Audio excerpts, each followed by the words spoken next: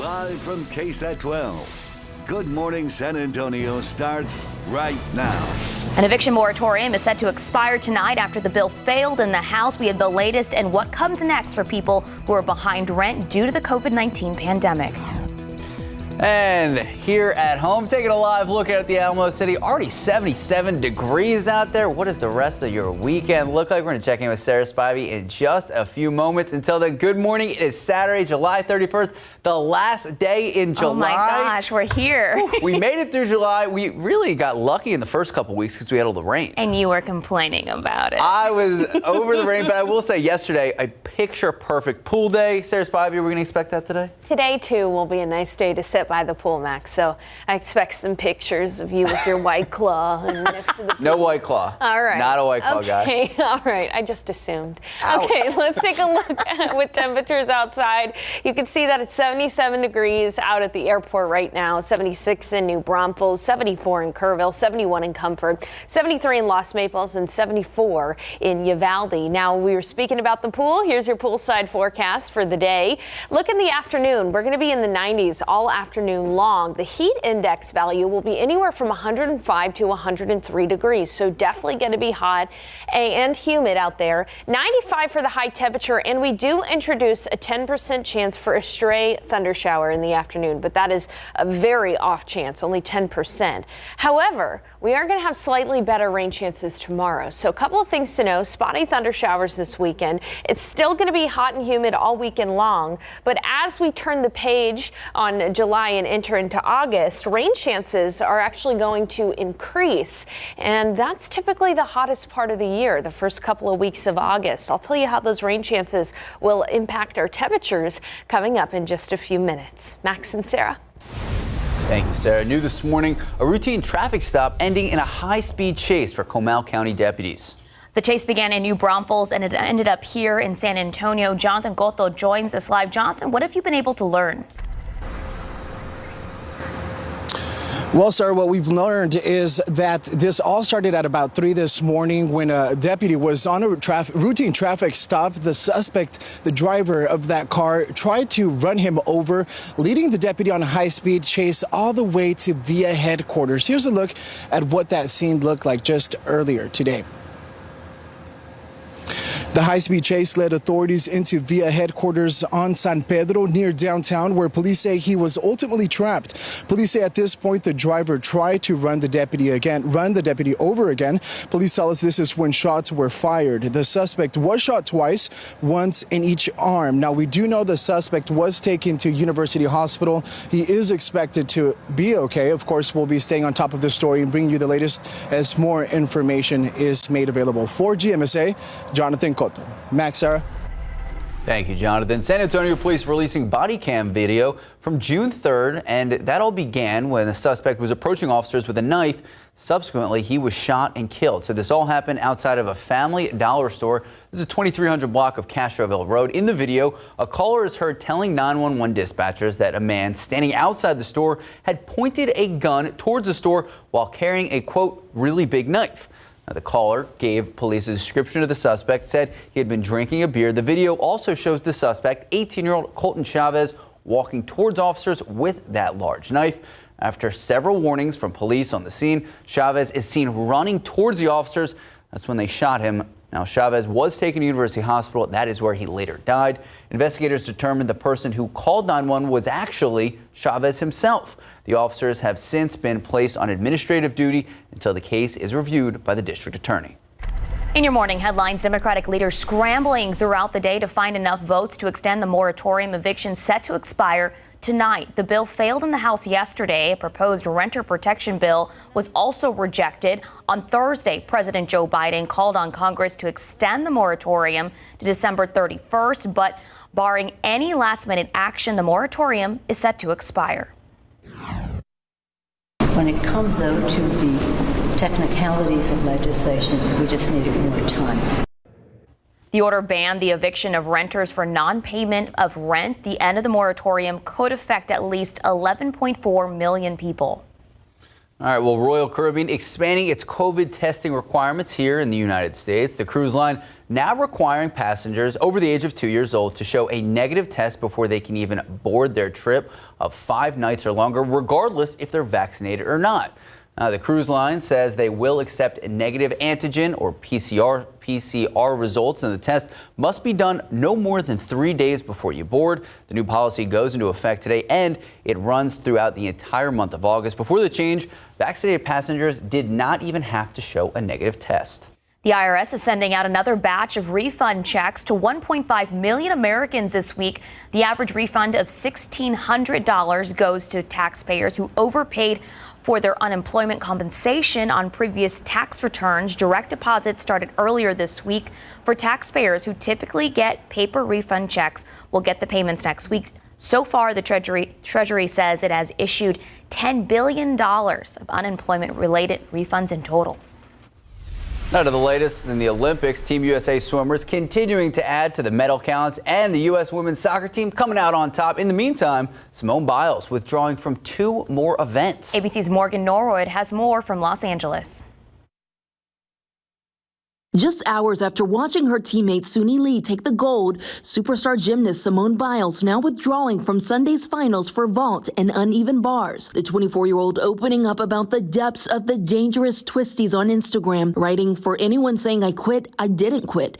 My mind and body are simply not in sync. I don't think you realize how dangerous this is on a hard competition surface." It's not yet clear if Biles will take part in the finals for floor exercise and balance beam. And 2 of Team USA's biggest swimming stars back in the pool in Tokyo. Caleb Dressel looking to break his own record in the final of the 100-meter butterfly, taking his 2nd individual gold in Tokyo, effortlessly edging above the competition from the jump. But in the end, it was another split-second win, this time over Hungary. And Katie Ledecky dominating once again, winning gold in the 800-meter freestyle. On the track, Clayton Murphy winning gold and advancing to the men's 800-meter semifinal on Sunday. And the Tokyo Olympics have been won for those last-second steals. Megan Rapinoe delivered the clinching kick in the penalty shootout. The U.S. women's national team defeats the Netherlands to advance to Monday's semifinals versus Canada. Morgan Norwood, ABC News, Los Angeles.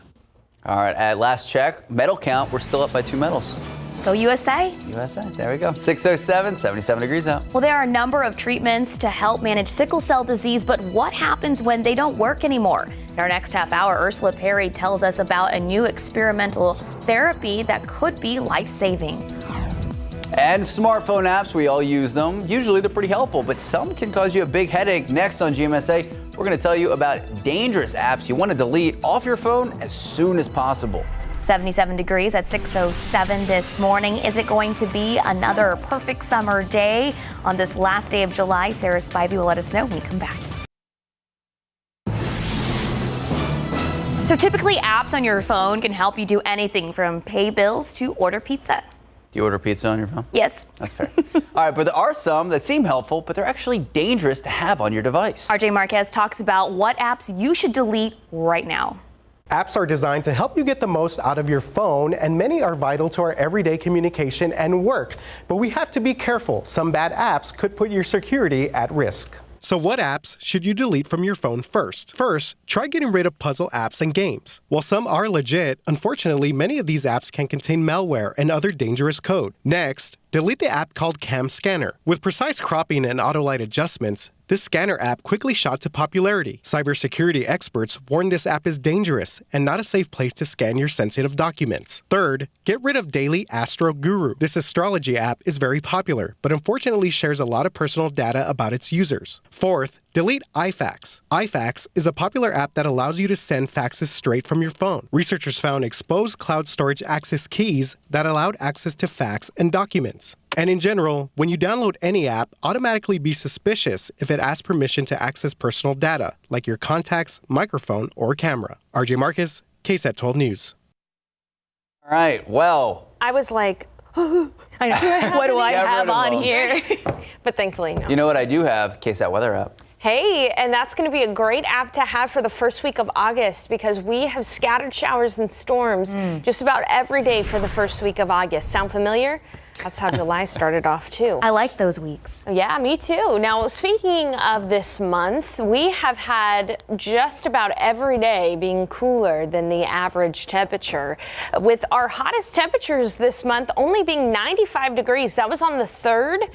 The 29th this past Thursday and yesterday the 30th. But other than that, you know, every day has been cooler than seasonably average except for the first week of July. And a lot of that is because we've had substantial rain this month, more than 4 inches of rainfall. And as we start August, we're going to have another round of showers and storms in the area. For now, though, this weekend looks fairly quiet, at least especially today.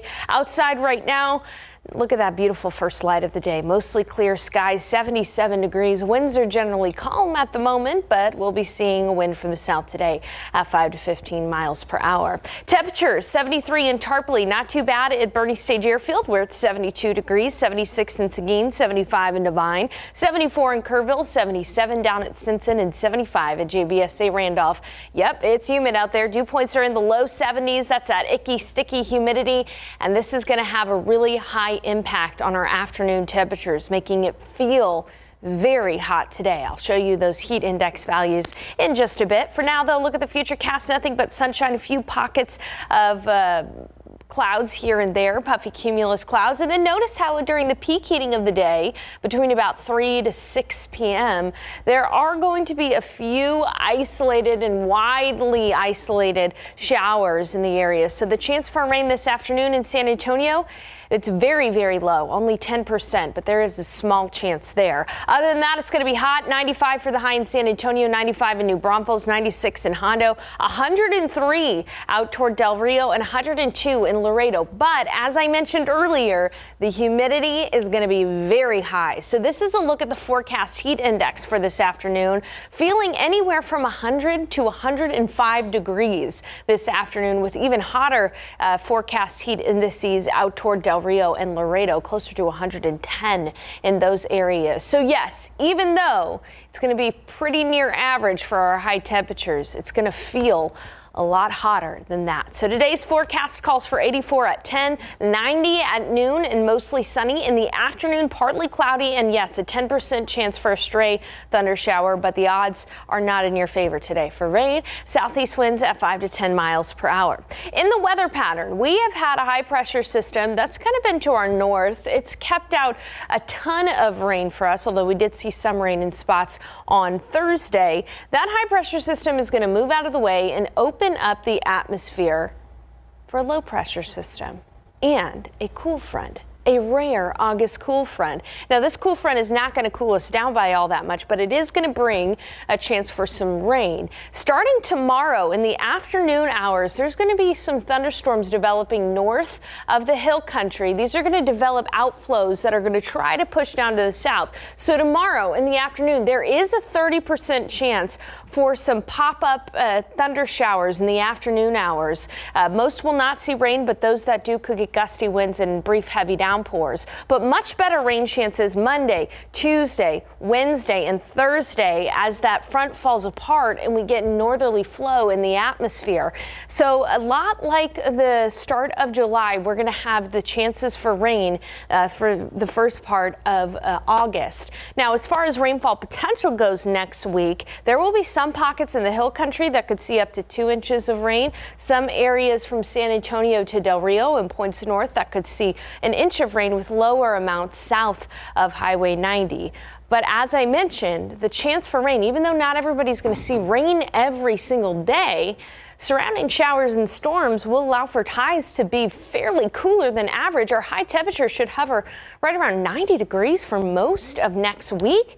That's about 7 degrees cooler than the seasonable average high. And again, first couple weeks of August typically are hottest of the year. We don't see any triple digits there on that 7-day, Sarah and Max. I'm liking that. I'm waiting for the celebration. All right, Sarah Spivey, thank you so much. 617, 77 degrees out. Let's go fly a kite. Max is not. Thank you, No, Sarah. it's Mary Poppins. I got it. Only because our producer prepped me on it. All right, so looking for something fun to do with your family this weekend still ahead, we have to tell you about a kite event happening today. Plus, planning on taking a trip out of the country, but you need a passport. Next on GMSA, our Marilyn Moritz breaks down everything you need to know about these passport delays. Take a look at these lotto numbers. Pick 3, 9, 5, 8, Fireball 9, Daily 4, 8, 1, 0, 7, Fireball 4. And your cash 5, 11, 17, 23, 25, 35. Mega Millions, 19, 26, 31, 52, 68. Big number 10, Mega Player 3. Good luck. Good morning, welcome back, and happy Saturday. Do you have any plans of traveling abroad? Not really. Yeah, me neither. I'm good But- with the USA. But if you even are entertaining thoughts of traveling abroad in the next year, you got to check your passport because it could expire, or maybe you don't even have one. The State Department is swamped with application, and it's taking as much as 5 months to get a passport. 12 on your side's Marilyn Moritz on why you need to get a move on. It's a passport scramble. Cynthia Salinas came to the city's passport office to renew hers fast. I actually need it by August the 28th. We're going on a cruise, a honeymoon cruise, and mine's expired. Better have a plan B. The State Department says it's taking about 18 weeks for regular service, 12 weeks if you pay $60 for expedited service. So why is it taking so long? Well, over the pandemic, we just weren't thinking about international travel, and our passports expired. Plus, the government has a shortage of staffers to get the job done. So if you are planning that exotic trip abroad, the best thing you can do is check your passport expiration date right now. Travel expert Willis Orlando says there are a couple of things that may speed things up. If you're mailing in for renewal, pay for overnight shipping. Have an emergency, you may qualify for a priority appointment, but those are very limited. If your application is being processed and you're running out of time, Orlando says try your congressional reps. A lot of our members have told us reaching out to their federal representatives, so your congressperson, your senators, after your application has been put in process, that has helped move things along. Those folks do have pull in D.C. They do have pull at the Department of State. And remember, some countries require your passport be valid for up to 6 months past your arrival. Bottom line, plan way ahead. Joseph Jones is applying for his passport 10 months ahead of his honeymoon. It's all non-refundable, so that's the only thing I'd be worried about, is if I don't get it in time. Marilyn Moritz, KSAT 12 News. All right, time now, 6:23, 77 degrees out. Cuteness overload. There's a new edition of cuteness coming to SeaWorld San Antonio. We'll tell you all about the baby beluga whale. That's next.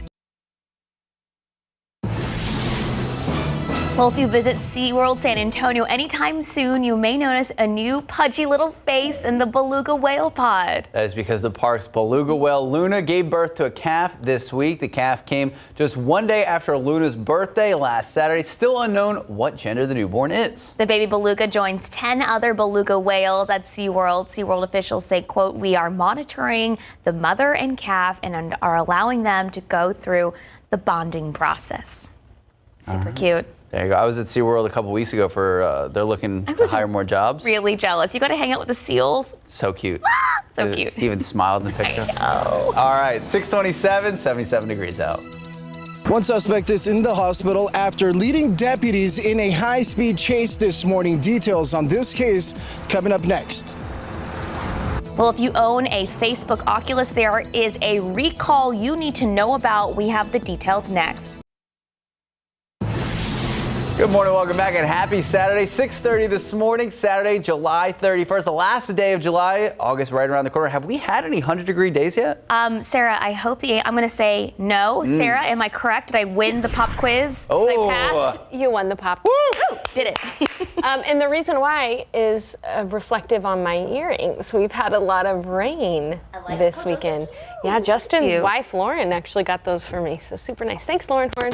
Okay, so with precipitation this month, it has been a good month for us. Here's a look at the rainfall for the month of July so far. Notice that we had that stretch of measurable rain just about every day from July 3rd, that Saturday, all the way through the following Saturday on July 10th. We've seen more than 4 inches of rain, more than 4 1/4 inch of rainfall this month. That is more than than 2 inches above average, and that allows us to have seen almost 22 inches of rain since January 1st. Now, in a very similar fashion to this past month, as we start August, we're going to have a chance for rain just about every day of the first week of August. Although this weekend should be fairly quiet for most. Taking a look outside right now, we're seeing the sun rise as we speak. It's 77 degrees. Winds are generally calm. And for this weekend, today is going to be nice and hot and humid. 95 for the high temperature, but that 95 will feel more like 100 to 105. Notice that there is a very small chance, 10% for a stray afternoon shower. But tomorrow in the afternoon, there's a 30% chance for pop-up thunder showers. And mainly for areas north of Highway 90. But all in all, a fairly nice weekend. You should be able to enjoy time outdoors today without worrying about the rain tomorrow. Keep the KSAT Weather Authority app handy. Again, it's still going to be hot and humid tomorrow, just a small chance for afternoon thunder showers. But as we enter in the first work week of August, our rain chances are going to be even higher. We'll talk about that in a full forecast coming up in just a bit. Max, Sarah. Thank you, Sarah. New this morning, a man in the hospital after leading Comal County deputies on a crazy high-speed chase. This all started in New Braunfels and ended at San Pedro near downtown. Jonathan Cotto joins us live. Jonathan, do we know what prompted the driver to take deputies on that chase? Well, we do know that the deputy was on a routine traffic stop when the driver of the car attempted to run over the deputy, then taking off. Let's take a look at what that scene looked like earlier this morning. The high-speed chase started at around 3 this morning in New Braunfels and led authorities inside the bus yard via headquarters located near downtown on San Pedro, where police say he was ultimately trapped. Police say at this point the driver tried to run over the deputy again. SAPD did confirm the Comal County deputy shot the suspect twice, once in each arm. Now, it's important to mention SAPD was only assisting at the scene. Comal County is handling this case. Now, the driver was sent to the suspect was sent to University Hospital and is expected to be okay. No officers or deputies were hurt in this morning's shooting. Max, Sarah. Thank you, Jonathan. Now to the latest on the pandemic here at home. More than 700 COVID patients in our local hospitals. And with that number expected to rise, the city is now requesting more nurses to San Antonio. Mayor Ron Nirenberg says the state responded to the request, saying it will not send funds for the effort. The mayor also adding the city is not looking for money, but instead looking for people who can staff hospital beds. He says the strain on our local healthcare system is now spilling over into urgent care clinics, wait times dramatically increasing in Texas med clinics as more people are looking to get tested, get vaccines, and get treatment.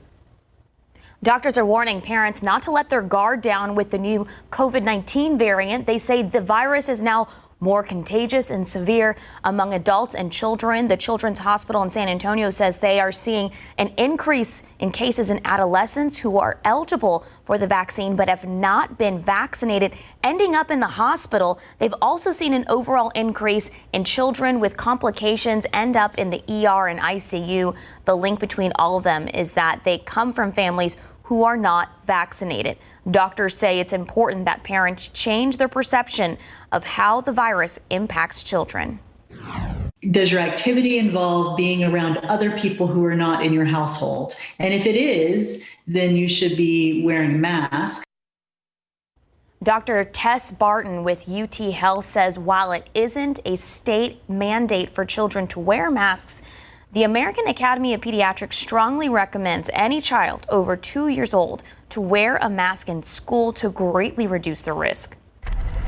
Well, Texas now being sued by the Biden administration. The federal government asking a judge to block Governor Abbott's order that tells state troopers to pull over drivers who may be transporting migrants. The governor says this order is a way to prevent the spread of the virus. He believes a lot of migrants may actually carry COVID. The Department of Justice says in the lawsuit that Abbott's order will actually contribute to the spread of COVID, and they add it will disrupt immigration officials' network of contractors and non-government organizations that help host recently arrived migrants. All of this as their legal cases are pending. Congressman Henry Cuellar is now requesting calling for the White House and the Department of Homeland Security to appoint a new border czar. Representative Cuellar, a Democrat from Laredo, penned a letter alongside Republican Senator Lindsey Graham of South Carolina. The two are raising concerns about the growing number of migrants crossing the country's southern border. The letter, which Graham tweeted, named former DHS Secretary Jay Johnson or someone with similar credentials as an ideal candidate for the position. Obviously, our pandemic coverage doesn't stop here on air. It continues online right now on KSAT.com. We have the latest numbers of active cases here in Bexar County. We also have the latest number of vaccinations and what you need to know if you're looking to get a shot. Just head over to KSAT.com. All the information will be under the coronavirus tab. In our morning consumer news, the U.S. Government Accountability Office upheld NASA's decision to make Elon Musk's SpaceX the only winner of a moonlander contract. The decision in response to protests by Jeff Bezos' Blue Origin and Dianetics. NASA originally aimed to have at least 2 private sector companies compete to build the spacecraft to ferry astronauts to the lunar surface. NASA awarded the nearly $3 billion contract to SpaceX in April. It chose not just one company because of budget constraints. The U.S. Government Accountability Office ruled NASA did not violate any laws in deciding to go with a single contractor. Well, Facebook now temporarily halting sales of its Oculus Quest 2 virtual reality headsets. Facebook also recalling the removable foam facial interfaces from the devices. The Consumer Product Safety Commission reports that, get this, more than 5,000 people said that they suffered skin issues like rashes, swellings, even hives from the headsets. These debuted back in September. Users with affected headsets can request a silicone cover free of charge as opposed to sending it back to the company. Well, Google is banning all the sugar dating apps from Google Play. This week, the tech giant updated its Google Play policy to ban such apps. It says starting in September, any app that promotes, quote, compensated sexual relationships will be prohibited from Google Play Store. Sugar dating is when money or gifts are exchanged for companionship. The new policy does not affect other kinds of dating apps. All right, well, back here at home, happening today. Wait for it, there we go. Like Mary Poppins says, and like Sarah Costa says, let's go fly a kite to the highest height. Today is your chance to get a kite, fly it with some friends. City of Windcrest hosting a kite flying festival in the park. It's happening this morning. Again, if you don't have a kite, don't worry. The city is actually giving out 150 of them to the first people who show up to fly. The event is free, taking place at Brook Falls Park. That is 6306 Wind Rock Drive, 10 a.m. to 2 p.m. today. Are you going to head out there? You were supposed to sing that part. I leave the singing to you and Sarah Spivey. Do you want to sing it? No. Are you sure? I'm sure. All right. Time now, 6:39, 77 degrees out. Well, are you in the market for a new car? It can be tough right now, but still ahead on GMSA at 8 a.m. We'll tell you what you can do to maximize your chances of getting your new vehicle at a reasonable price. All right, it is Saturday. You know what that means? Oh, wow. What we got going on today? That means Yeah. we're going to have a preview. Texas Eats. We're throwing together a lot of stuff. I'm so hungry. That looks like a fried burrito. I'm in. Oh my goodness, that's genius. Nom, nom, nom, nom. All right, 6:39, 77 degrees. Sarah Spivey will have our Saturday forecast when we come back. Well, there's a new episode of Texas Eats airing today, and we have a preview of what you can expect. All right, so David Elder taking us inside a taco shop in Georgetown, creating award-winning hot sauces. Take a look. Now, this thing is a beast. I mean, just look at that. Now, what's inside the California burrito? California burrito, we start off with a lot of carne asada. We do some sour cream, guacamole, French fries. We get some shredded cheese in there as well. And burritos, you know, here in Texas, it's not something you see very often. No, not at all. Why the California inspiration? Well, you know, originally I was born in California, in San Diego. Oh, fun. So I wanted to bring some of that food and some of that culture here to Texas and kind of do that fusion with Tex-Mex, Mexican street tacos, along with the Cali menu as well. A little bit of West, a little bit of South, mix it all together. It's what we got right here in front of us. Now, what sauce should I put on here? I would suggest doing the garlic scorpion sauce on this one here. Cheers to you. Cheers. All right, this is the garlic scorpion sauce on top of the Cali burrito. Here we go. Oh, bro. Woo. That's nice. The Cali burrito is a really delicious bite. The asada, the fries, the guacamole in there, super creamy. You add some of that hot sauce on there. I put some of that garlic scorpion on there. It has a nice little kick to it, but a lot of flavor. Do you guys do spicy? I do. Yes. Garlic scorpion. Garlic scorpion sauce. Sounds intense. I mean, it looks amazing, to be honest. It does look really good. Yeah, I like spicy, but I kind of like hot sauce that has a lot of flavor and kick to it. Like garlic scorpion. I like green hot sauce. Green hot sauce is good. Like tomatillo? No, like extra spicy. Okay, I was like extra. No, extra spicy. Okay, there you go. Yeah, because tomatillo's not that spicy. No. All right, let's go ahead and talk about our spicy forecast for the day. Oh, look at that. We're going to be looking at temperatures rising very quickly here. We've already got almost complete sunshine at the moment, and so we're going to be ramping up those temperatures quickly. Even by noon, we'll be at 90 degrees already. In the afternoon, right around 95 for the high temperature. That's a couple of degrees cooler than the seasonable average high, but it's still going to be a toasty day, especially when you factor in the fact that it's going to be humid today as well. So 95 for the high. Notice that there is a small 10% chance for a stray afternoon shower. It's not looking great for rain chances today. As you can see in the futurecast, 1 or 2 may pop up during the peak heating hours of the day between about 2 p.m. to 7 p.m. Don't pay attention to where this particular model is popping up those very isolated showers. Just know that that's going to be in the realm of possibility today. But again, only 10% chance here in San Antonio and in your backyard. As for the humidity, very high. Dew points are in the low to mid 70s. That is at the absolute top of the scale. And so you factor in the heat, the sunshine, and the humidity. And we're going to have a heat index value today anywhere from 100 to 105. Potentially up to 107 in Cotulla, up to 107 in Del Rio, and right around 102 in San Antonio. So even though, yes, cooler than seasonably average, but it's still going to be very, very hot outside today. Now looking outside, totally sunny skies to start our morning, 77 degrees as the sun is rising. It already feels like 78 though out there with a little bit of a heat index. Already 83 in Del Rio, 74 in Hondo, 73 in Kerrville, and 78 in New Braunfels. But a wider view here, you can actually see temperatures in the 60s in the Panhandle, 65 in Denver, Colorado. There is a very rare cool front for late July, early August that is going to be moving into Texas. Now, it's not going to drop temperatures all that much, but it is going to fire off a few thunderstorms. So tomorrow in the afternoon, there will be thunderstorms up in North Texas and in the northern hill country. These will generate outflow boundaries, which in turn kick off additional showers and storms downstream. And so that is entirely possible for us to see some afternoon thunder showers. Now the chance for rain is 30%, but if you do get a shower or storm, you could have some gusty winds and some heavy rain at times. But again, the chance for rain is only 30%, so enjoy your Sunday outside.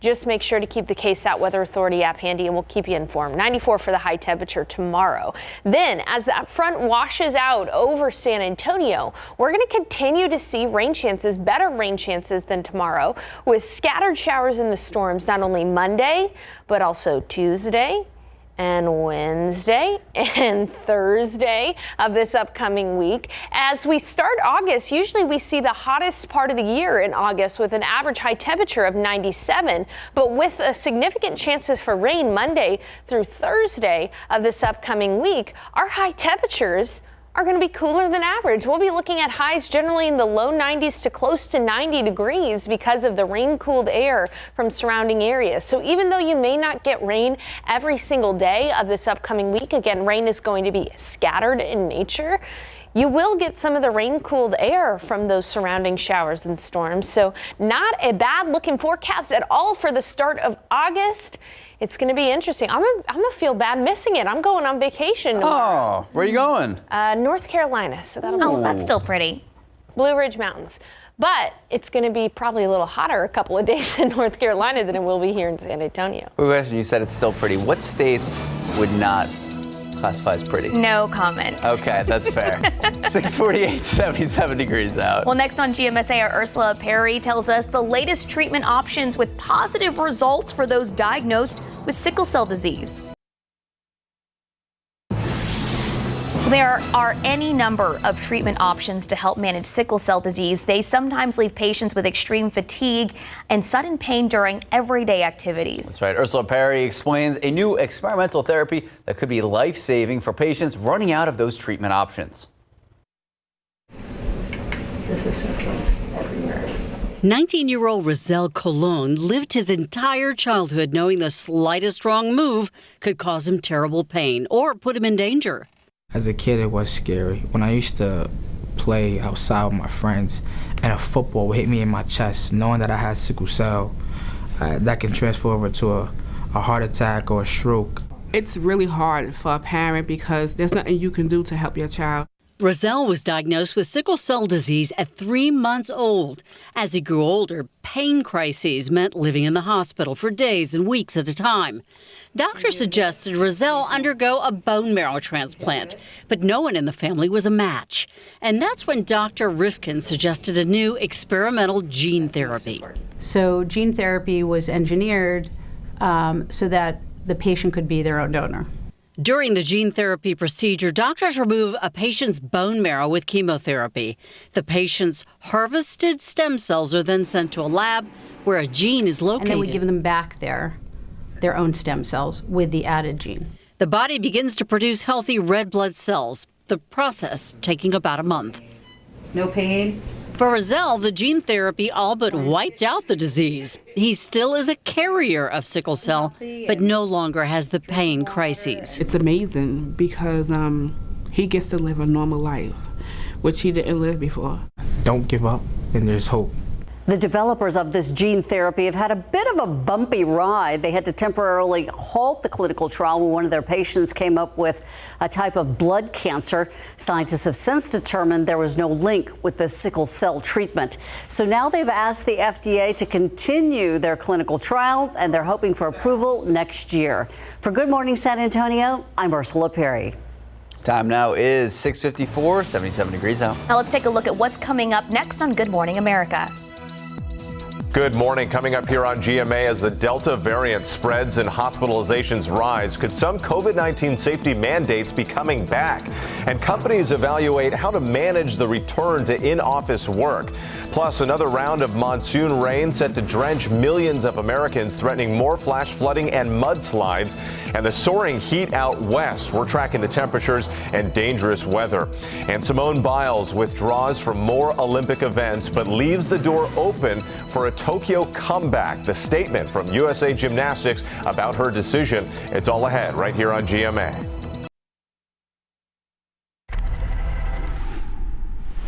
A man is in the hospital after leading Comal counties on a high-speed chase. Good morning.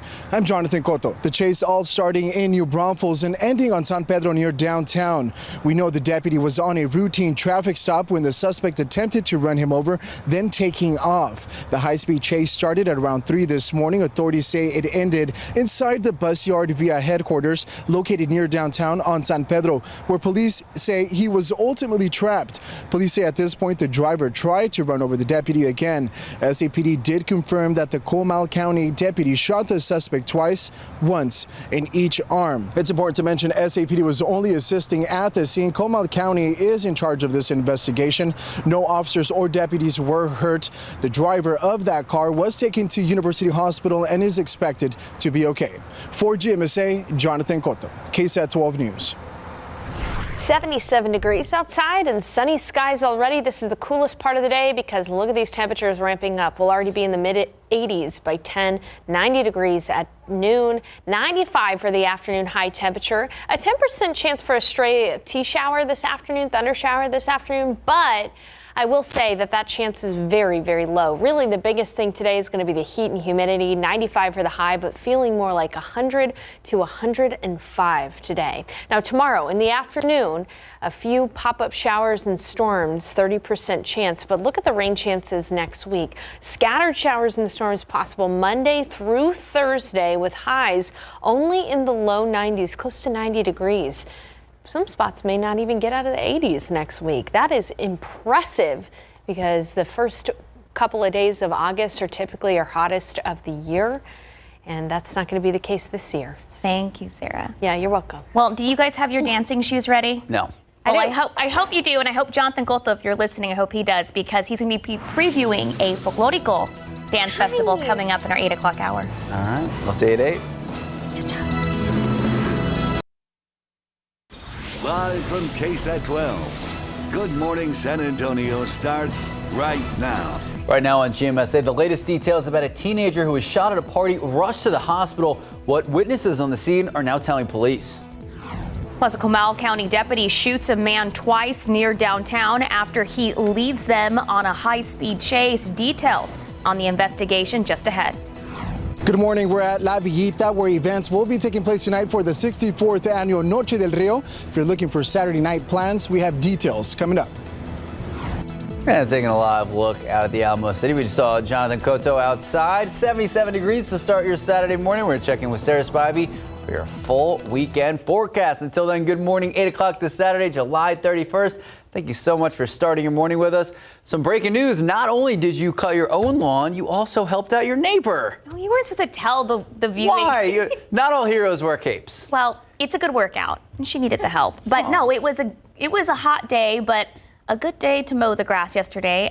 Sarah, now that's because the grass has been growing like crazy because of all the rain we got, and next week maybe the same story? That is very true, Sarah. We are going to have some rain as we start August, but closing out July, you know, earlier this morning we started off with complete sunshine, and it's still sunny west of 281, but east of 281 and here at the airport, you can see that clouds have actually moved in.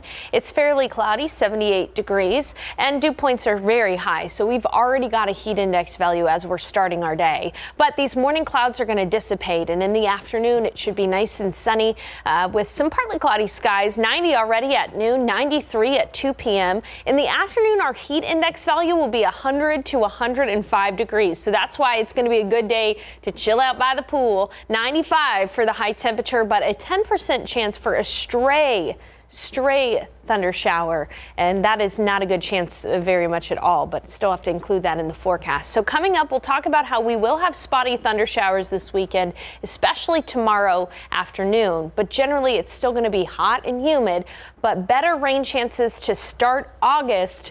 It looks like we're going to have scattered rain for most of next week, so I've got a look ahead coming up in just a bit. Sarah and Max. Thank you, Sarah. New this morning, San Antonio police say a man was shot twice by Comal County deputies after leading them on an overnight chase. Officers say this all started around 3 a.m. in New Braunfels when a Comal deputy pulled a man over for a traffic violation.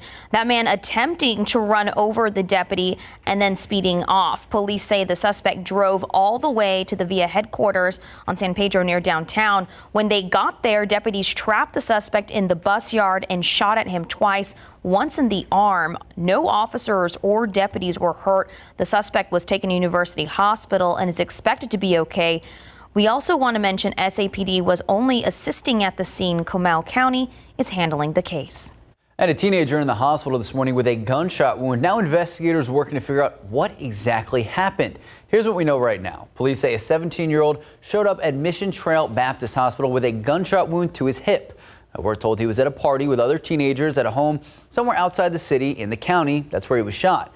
The people at the party loaded him up into the SUV. They took him to Mission Trails Baptist Hospital. He was later transferred to University Hospital. Police still interviewing witnesses at the party, but at last check, no arrests have been made. San Antonio police released body cam video from a shooting on June 3rd that began with a suspect approaching officers with a knife and then was shot and killed. Let me see your hands. Let me see your hands. Put it down, bro. Put it down. We want to help you. It happened outside a Family Dollar store in the 2300 block of Castroville Road. In the video, a caller tells a 911 dispatcher that a man standing outside the store pointed a gun towards the store while also carrying a really big knife. The caller gave police a description of the man and said he had been drinking a beer. The video also shows the suspect, 18-year-old Colton Chavez, walking towards the officers with a large knife. After several warnings from police, Chavez runs towards the officers, and that's when they shot him. Chavez was taken to the hospital where he later died. Investigators determined the person who called 911 was Chavez himself. The officers were placed on administrative duty until the case is reviewed by the district attorney. Now to the latest on the fight against the pandemic here at home. More than 700 COVID patients in our local hospitals. And the crazy part is that number is expected to get higher. However, Mayor Ron Nirenberg says the state confirmed it will not send funds for the effort. He says the city is not looking for money, but instead people who can staff hospital beds. Something to note, elective surgeries and other procedures that were put off in 2020 are happening during this current surge of COVID patients. The strain on the healthcare system also now spilling over into our local urgent care clinics. Wait times increasing dramatically at Texas med clinics. More people are looking to get vaccines and treatments as well as COVID tests. He feels like he's going through the stages of grief right now, that he can't believe that we're back at the point that we're at. We were just at this point a few months ago, and certainly last year. The doctor added patients are still being reminded of their safety protocols, which include spacing people out. Remember, that's 6 feet distance. Some may even be asked to wait in their car or return to the clinic at a later time to avoid possible crowds. Well, doctors say parents should not let their guard down when it comes to the new COVID-19 variant. They say the virus is now more contagious and severe among adults and children. The Children's Hospital in San Antonio says more adolescents eligible for the vaccine but have not been vaccinated are ending up in the hospital. They've also seen an overall increase in children with complications from this variant that in previous cases that end up in the ER and ICU. Doctors urge families to form a bubble of protection, which includes vaccination and mask wearing. All right, well, back here at home, if you're looking for something to do tonight, looking to spend a night out on the town, we have something exactly for you. That's right, Jonathan Goto. He joins us live from La Vejita with details on the 6th annual Fiesta Noche del Rio. Good morning, Jonathan. Good morning, Sarah. Good morning, Max. The 64th annual Fiesta Noche del Rio is kicking off tonight, and I'm currently standing at the Arneson River Theater where the show is going to go down. I have with me Katie Rodriguez Hall, the director of Noche del Rio, and the guest relations, and sometimes everything. Yeah, everything. Absolutely everything. What can guests expect tonight? So tonight's going to be a little bit of a cultural experience for everything San Antonio. Folklorico, flamenco, Latin ballroom, some country western. We even do a tribute to Selena. So we're in our 64th season, and we're happy to be back after not being here with COVID last year. 64th season. So this started in 1957, am I correct? 1957. It was Rosita Fernandez's idea to have a fundraiser for the Kiwanis Club that showcased the local dancers, musicians, singers, just all around the city. And so this is the fundraiser for the Kiwanis Club. All the proceeds from tonight's show go to children's charities here in San Antonio. So. Now, Katie, with the pandemic, I'm certain this event was not held last year. It was not. It was definitely impacted. There was just no safe way to do it. The show does have a lot of audience participation. They sweat, they sing, they dance, and so we made the choice that it would be safe just not to have it last year. So this year we're back. There are safety protocols here, and we want 6 feet apart, mask if you feel necessary, wash your hands always. But we're just really happy to be back because now all the money can go back to these desperate. They really, really need the money for these different charities here in San Antonio. So they are all impacted too. So. Goodness. Well, we've already had some stragglers running, doing their morning jogs, coming here asking when this is going to take off. So I'm pretty sure you're expecting a good turnout. Yeah, we're really hoping. It starts at 8:30, but we really encourage everybody to get here about 8 o'clock, only just so they can get seating. It's general seating. So get here, watch us warm up. We have an incredible Winston Churchill High School's mariachi group is going to be our warm-up act tonight. So we're really excited to have them. So come see us, get a seat. It's a lot of fun. So full bar too. Full bar. You got me at full bar. Thank you, Katie. Katie, thank you so much for being with us this morning. Max, Sarah, Katie, I understand we have different outfits here, but we're going to touch on the specifics of the attire, the dances. We're going to come back with you here shortly. For now, we're going to stick around. Back to you, Max, Sarah. We got to get Jonathan on the stage. Oh, yeah. Jonathan, I request that next time we see you are on stage with the dancers. All right, so now 8:09, 78 degrees out. Well, a poisonous carcinogen produced by mold has been found in a popular dog food brand just ahead the Sunshine Mills brand to look out for. Plus, are you in the market for a new car? Well, it can be tough right now because of that chip shortage and that higher prices. Up next, top things you can do to maximize the chances of getting that vehicle you want at a good price. 78 at 8:09 this morning. Sarah Spivey says it's going to be a sunny, nice end of July day. She'll have her full forecast when we come back. Good morning, welcome back, and happy Saturday. Auto dealers have now fewer new cars for sale, and lately those available They are selling high above sticker price. RJ Marquez has some ways to help you successfully navigate this tight market for new cars. If you're in the market for a new car, the first thing you should try to do is get pre-qualified for your financing. Getting the best rate you can ahead of time gives you some leverage when it's time to work out a deal. And be willing to travel to find a new car. You may have to expand your search to dealers outside your immediate area. Also, try to maximize the value of the car you own right now when either selling it or trading it in. Used car prices have been hitting record highs and dealers have been hungry for trade-ins. All of that should work in your favor and help you chip away at the cost of a new vehicle. And if possible, be flexible with your choice for your next vehicle. SUVs and pickup trucks are incredibly popular, but you may find better deals on less popular models like sedans. And if you would prefer to wait for the hot new car market to cool off, consider refinancing the loan on the vehicle you already have. RJ Marquez, KSAT 12 News. We are in that pickle. We need to find a new car. Minivan. Maybe not. Although, I stand the minivans, all right? If you have a minivan, that's great. My mom had a minivan with the wood paneling. Hey, love it. Early 90s, yeah, I remember. Got a lot of kids, you need a minivan. All right, well, let's go ahead and take a look at this impressive month of July. I say impressive because just about every day this month has been below average. Now, on the 3rd, Saturday the 3rd of July, we had a high temperature of 95 degrees, which was above average. The day temperature was above average. However, we've had 95 degrees yesterday and the day before as well. It's just that now our average high temperature is 97. So we're still below average. It's going to be a hot day, even though it's going to be below average, but still impressive to see that July has been about 2.5 degrees below average. And the reason for that, of course, was how much rain we've seen this month, more than 4 inches of rain.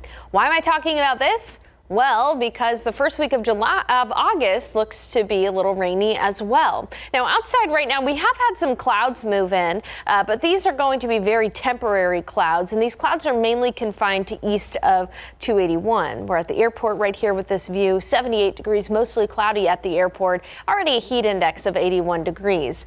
This visible satellite imagery, courtesy of NOAA, is very impressive. Here's San Antonio, right? Here's 35. There's Austin, and the nighttime view, you can see Dallas-Fort Worth there. Look at this area of cloud cover. It's fairly confined to areas just east of 281. Meanwhile, we're dealing with totally sunny skies off to the west and up in parts of the hill country. And again, these clouds are going to be temporary. I love seeing that view of the cloud cover there. 78 degrees at the airport, 76 in Seguin, where it's cloudy, 78 in Canyon Lake, 78 in New Braunfels, 71 in Comfort, 74 in Kerrville, where it's sunny, 76 in Tarpley, but everywhere we're dealing with the high humidity. And today, this humidity is going to give us a heat index value that's at times going to be oppressive, and we'll talk about that in a bit. But here on the Futurecast, you can see the morning clouds here. Watch how quickly they go away. We'll be looking at plenty of sunshine by lunch, and then in the afternoon, there is the possibility for 1 or 2 stray showers around south central Texas. So we did have to include a 10% chance this afternoon in San Antonio for one of those stray showers, but the odds are not in your favor for rainfall. Instead, it's going to be a hot day with plenty of sunshine in the afternoon. 95 for the high here in San Antonio, 94 in Kerrville, 98 Uvalde, 96 Gonzales, 95 in New Braunfels, 103 in Del Rio. But again, remember how humid it's going to be. So this is what it's going to feel like, 100 to 105. So definitely oppressively hot and humid out there. It could feel like 107 in Del Rio, could feel like 108 Laredo, 105 in Gonzales, and 103 in New Braunfels. So take some time in the shade if you have outdoor plans in the afternoon. 84 at 10, that's when we'll be seeing clearing skies. Noon, 90 degrees, 95 for the afternoon high. Again, a 10% chance for a stray shower, but it's not good chance for rain. Southeast winds at 5 to 10 miles per hour. That 95 will feel more like 100 to 105 degrees. And in our weather pattern, we do have a couple of coastal showers just to the east of Victoria, but a wider view here, that ridge of high pressure that's keeping things dry is up in the Texarkana area right now.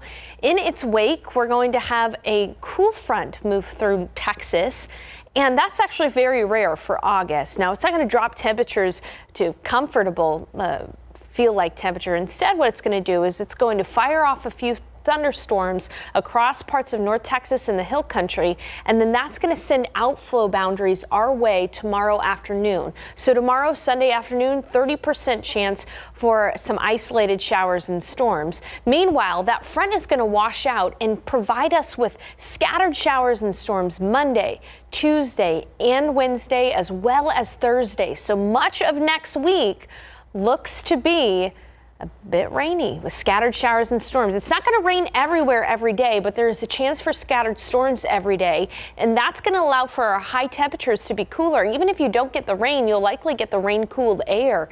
And so our highs will only be in the low 90s, near 90 degrees next week for the first week of August, which, Max and Sarah, is usually our hottest time of the year.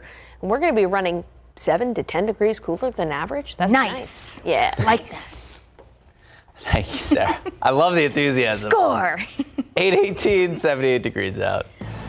Well, celebrating a superfruit today. Still ahead on GMSA, a few fun facts about National Avocado Day. I didn't even know avocados were a superfruit. See, learning every day. Plus, a recall on Sunshine Mills dog food, while the FDA says a recent batch can actually poison your pup. We're going to explain. Well, if you own a dog, you might want to check your dog food. That's because Sunshine Mills is recalling several brands. The Food and Drug Administration says they have elevated levels of a certain chemical, which is a poisonous carcinogen produced by mold. Here are the brand names to look for: Triumph, Evolve, Wild Harvest, Nurture Farms, Pure Being, and Elm. They were sold nationwide. No illnesses have been reported, but that chemical can be harmful if consumed in large amounts. All right, today is a holiday. It's time to celebrate National Avocado Day, whether you break out the guacamole or you just cut it up, put it on your toast. I'm not that guy, but a lot of people are. The superfruit, didn't know it was a superfruit, so versatile, it can be your appetizer, your main dish, or get this, even your dessert. The ancient Aztecs were the first to recognize avocados, the tree-grown fruit that was good for your skin, but the benefits, so much more than skin deep. Avocados, rich in nutrients, omega-3 fatty acids, vitamin C, E, and even K. Looked it up the other day. Vitamin K, very prevalent in most green vegetables. Wait, you don't do avocado toast? You're not a true millennial unless you do avocado toast. I'm just going to leave that alone. 8:23, 78 degrees out. Well, the Pez Candy Company is setting things straight after a TikTok video went viral this week. Up next, a look at the right way to load a Pez dispenser. Well, the candy, known for its unique dispenser, is schooling TikTok on the proper way to load it. All right, I love all the TikTok videos going viral. There's so much. Anyway, Pez Candy tweeting a video message about the right way to load a Pez dispenser. Were you a big Pez kid? Yes. All right, take it away. So the post was made in response to a viral video on Wednesday showing a TikTok user loading Pez Candy through the bottom of the dispenser. Pez says the video is just a myth, and their video is the myth buster. Ooh. According to Pez, you cannot load its wrapped candy roll from the bottom. So they kind of loaded it like a handgun, and David Elder posted the video and said, "This is a lie." So David Elder is the myth buster. There you go. When it comes to food, he's got it all. Time now, 8:27, 78 degrees out. Well, a national eviction moratorium is set to expire tonight after President Joe Biden and Congress failed to extend it. Still ahead, what comes next for Americans in need. Plus, a man in the city's west side grazed by a bullet, almost shot in the face. What police know about the investigation so far. Good morning, welcome back, and happy Saturday. Ooh, so close, 8:31. I like to start at 8:30. Mr. Type A over here. Happy Saturday. It's July 31st.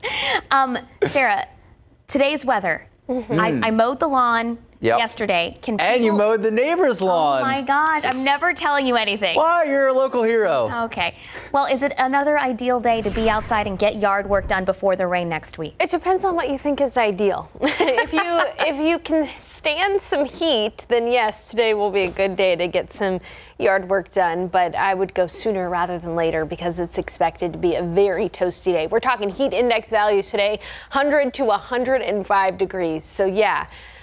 A little bit nicer in the morning outside right now. Although we are dealing with some clouds, you can see in the visible satellite that we've got some cloud cover this morning, mainly to the east of 281. So New Braunfels is fairly cloudy.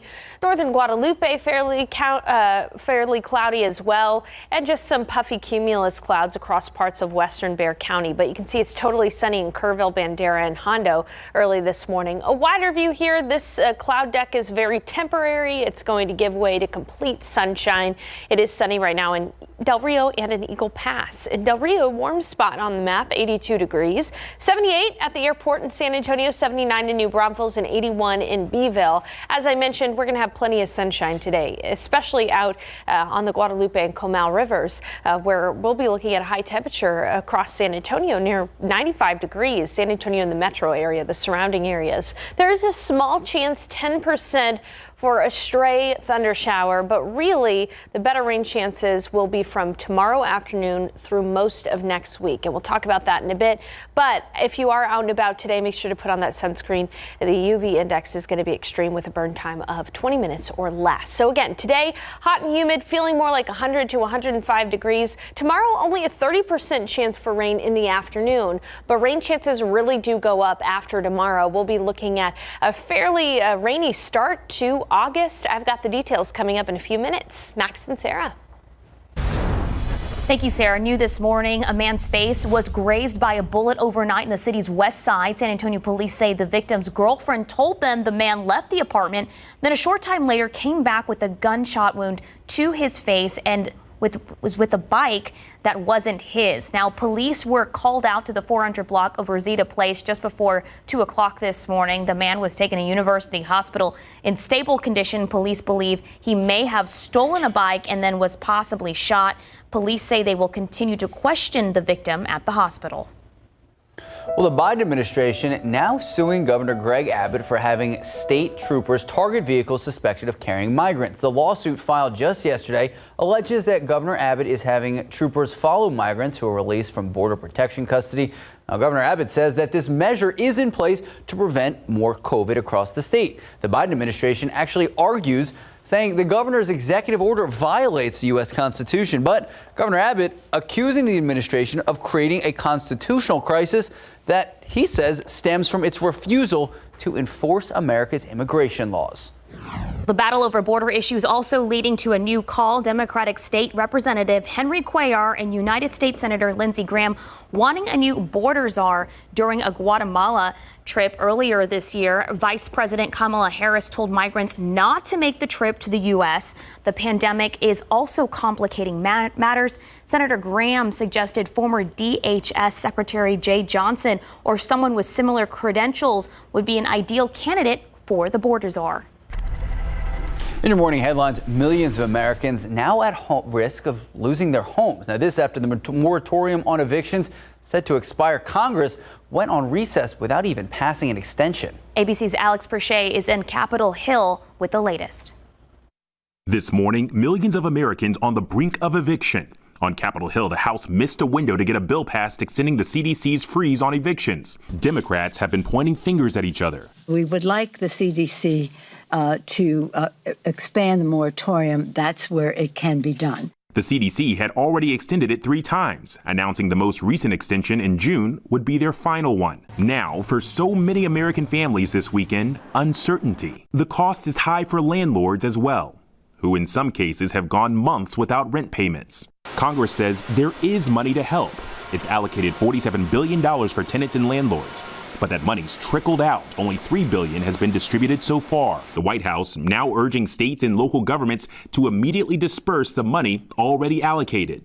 On evictions, President Biden is doing what he can, tapping the Department of Agriculture, Housing and Urban Development, and the VA to give a 2-month extension to a limited foreclosure eviction moratorium. But that mostly impacts people living in homes that are backed by certain government-backed loans.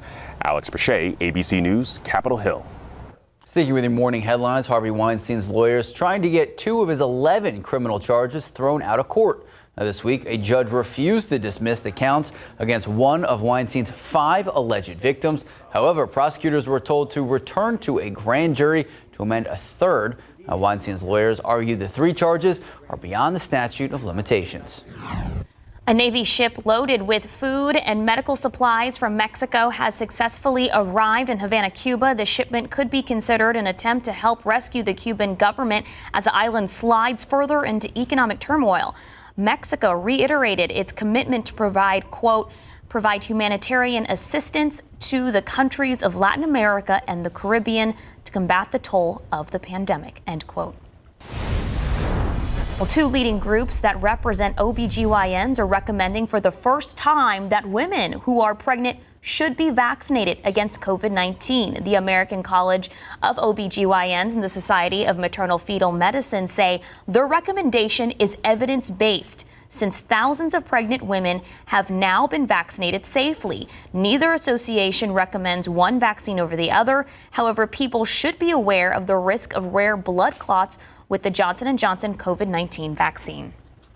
Here at home, the blood supply in our community continues to be extremely low. The South Texas Blood and Tissue Center says they need all types of blood, especially type O, since we are only at a one-day blood supply for our entire community. Now, there are ways that you can help out. Several blood drives happening today. There is one at the Buck and Doe's Mercantile, Santikos, Mayan Place, and Indian Springs community.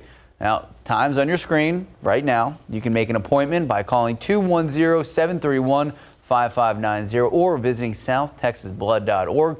Today is also the last chance to get a free $10 Rudy's Barbecue gift card when you donate. Live mariachi music, folklorico, and Latin dances. The spirit of San Antonio coming alive with the 64th annual Fiesta Noche del Rio at the Arneson River Theater. All right, so we're just going to throw it right to our Jonathan Cotto. So, Jonathan, what's going on out there? One more time, guys. Ready? Hit it.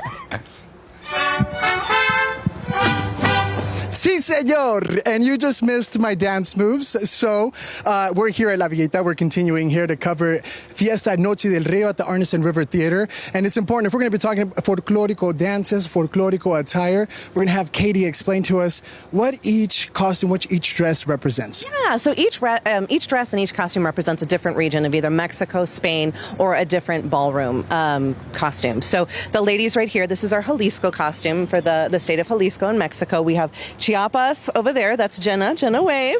We have a lovely Veracruz, as well as polka costumes over here.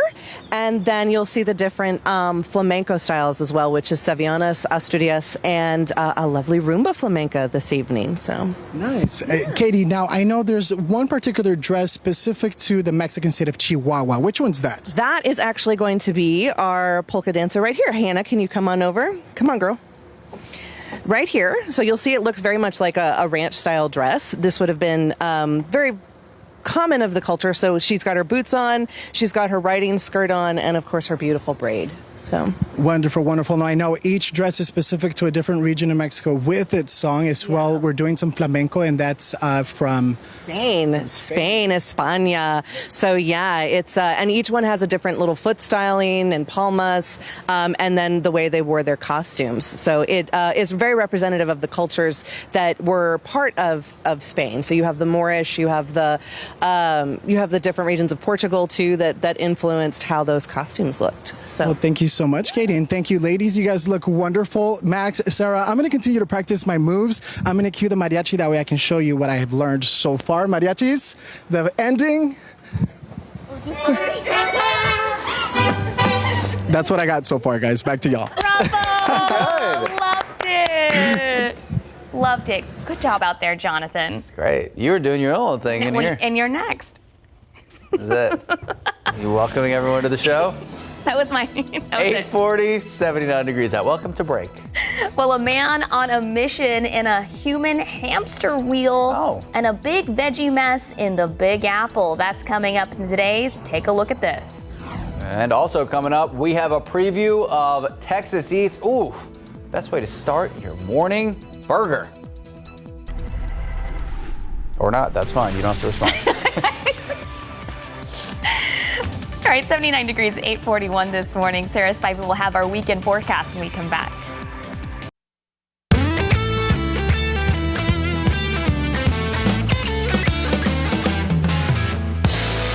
These are some of the top items you have on the menu. Talk to me about what's going on with this salad.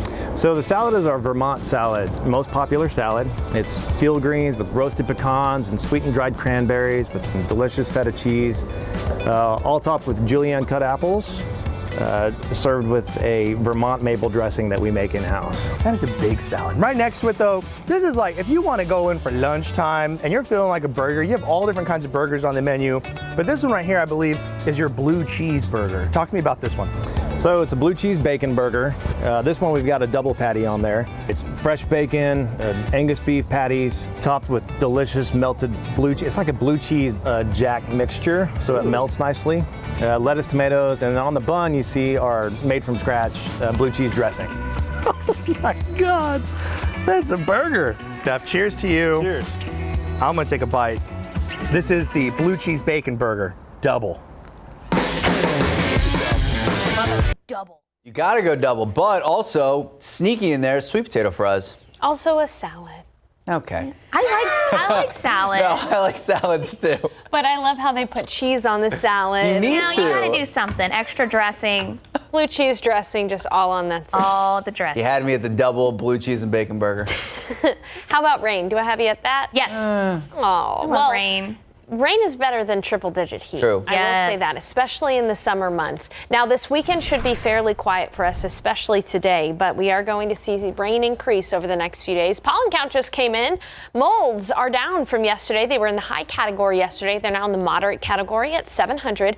Pigweed is low, but again, with our rain chances increasing, molds are probably going to waffle back and forth over the next few days. Now, today's forecast calls for heat. We've got some clouds out there right now, but those will give way to sunshine. By the mid-morning hours will be mostly sunny. Afternoon, 90s, 95 for the high temperature. Sun will set at 8:27 and will slip back into the 80s by midnight. Now notice that I did go ahead and put a 10% chance for a stray shower in today's forecast. It is possible with the daytime heating to have one or two isolated stray showers across south central Texas. So that's why the chance for San Antonio is only 10%. Right now, though, we do have some clouds. These clouds are going to give way to sunshine, and it's going to be a toasty day. There's a look at those stray showers that could develop around south central Texas. Again, not a great chance for rain today. It is going to be very humid, though, with that humidity, with total sunshine and the heat. Dew points in the 70s. It's at the top of the scale. You can bet there's going to be a heat index value, and this is how hot it's going to feel this afternoon. In spite of the fact that we're going to be a couple of degrees cooler than average, it'll feel like 100 to 105 around San Antonio. This is don't mess with me heat, all right? You're definitely going to want to stay hydrated and find some shade. It could feel as hot as 107 in Del Rio, Cotulla, Beeville, as hot as 105 in Gonzales, and 103 in New Braunfels. As I mentioned, there are some clouds out there this morning, but these are going to give way to sunshine. It's 80 degrees right now, already feels like 85. We've already got a heat index value out there early this morning. It's 82 in Del Rio, 78 in Uvalde, 76 in Kerrville, 80 in Gonzales. But a wider view here, you can see temperatures in the 60s near the panhandle of Texas. There is a rare late July, early August cool front across the Central Plains. Now, it is not going to drop our temperatures into the 60s. But it is going to bring an increasing chance for rain starting tomorrow afternoon. Let me take you through the futurecast. This front will fire off some thunderstorms across North Texas and near Angelo and the Hill Country. These are going to generate outflow boundaries. And as you know, outflow boundaries, the cooler, rain-cooled air fires off showers and storms a bit further downstream as well. So some of these could make it to Highway 90 and to San Antonio. So tomorrow in the afternoon, a 30% chance for some pop-up showers, thunder showers, which could have gusty winds as well. But better rain chances during the work week next week. As this front falls apart around San Antonio on Monday, 40% chance for scattered showers and storms. Scattered showers and storms will continue on Tuesday, Wednesday, and Thursday. Not every location is going to get rain, But there is going to be a decent chance for rain every day. 40% Monday, 50 Tuesday and Wednesday, and then 40% chance on Thursday. That's going to allow for rain-cooled air to be in the area. So our high temperatures for the first week of August are going to be much cooler than seasonably average. We'll be looking at highs near 90 degrees for much of next week, which runs some 5 to 10 degrees cooler than the seasonable average. Some places may not even get out of the 80s, especially in the hill country. So look at that forecast. We usually see a high of 97 for the first couple of weeks of August. That is not going to be the case this week of August. And guys, guess what? We still have not hit 100. All right, I'll accept that round of applause. Sarah's fine. We appreciate it. 850, 78 degrees out. Authorities were called to reports of a UFO on a Florida beach, but not those kind of aliens. Still ahead on GMSA why one man tried walking on water in this crazy contraption.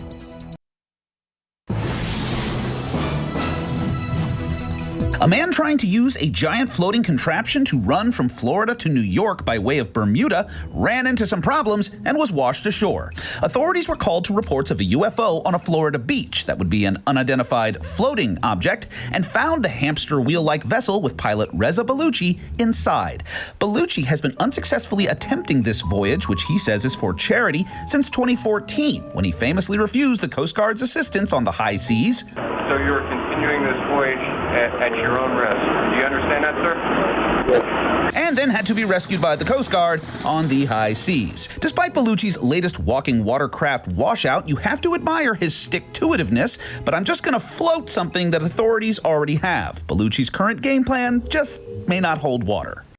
Mom always said, eat your veggies, but how are we supposed to do that when they're all over the Brooklyn-Queens Expressway? A truck carrying bell peppers left the roadway peppered when it overturned, spilling its load. Thankfully, no one was injured, but commuters were stuck with the leftovers. All but one lane of the BQE had to be shut down while authorities cleaned their plate. And finally, Texas's Fort Worth Zoo recently doubled their fun by welcoming 2 baby giraffes in just 10 days, 1 boy and 1 girl. The additions actually make 3 total giraffe calf births for the zoo this summer. They are tall, they are gangly, they are precious, and I love them. For Take a Look at This, I'm Jeremy Roth. Favorite story? I like the hamster wheel. That's fair. All right, 8:55, 79 degrees out. Well, taking a break from the Texas heat in a cute but unusual way. Just ahead, we'll tell you exactly what splooting is. Well, Texas Parks and Wildlife officials say squirrels have been spotted splooting. They do this to stay cool when the Texas heat hits. So squirrels lay spread eagle face down with all 4 paws on a cool surface to help lower their body temperatures. According to Texas wildlife officials, if you come across one, just keep your distance like you normally would. They are just trying to stay cool like the rest of us. Yeah, I'd never heard of this, but you said it's very common. Dogs do it. Yeah, I didn't know that. I've seen my dogs do it when they're like really cold on the cement. Yeah, I mean hot. No, we're good. Yeah. 8:58, 79 degrees out. Well, still ahead in our next half hour, Simone Biles is withdrawing from the vault and uneven bars, the Tokyo Summer Olympics. And we are camping with KSAT, the latest from the Dallas Cowboys training camp in Oxnard, California. We'll bring it to you next.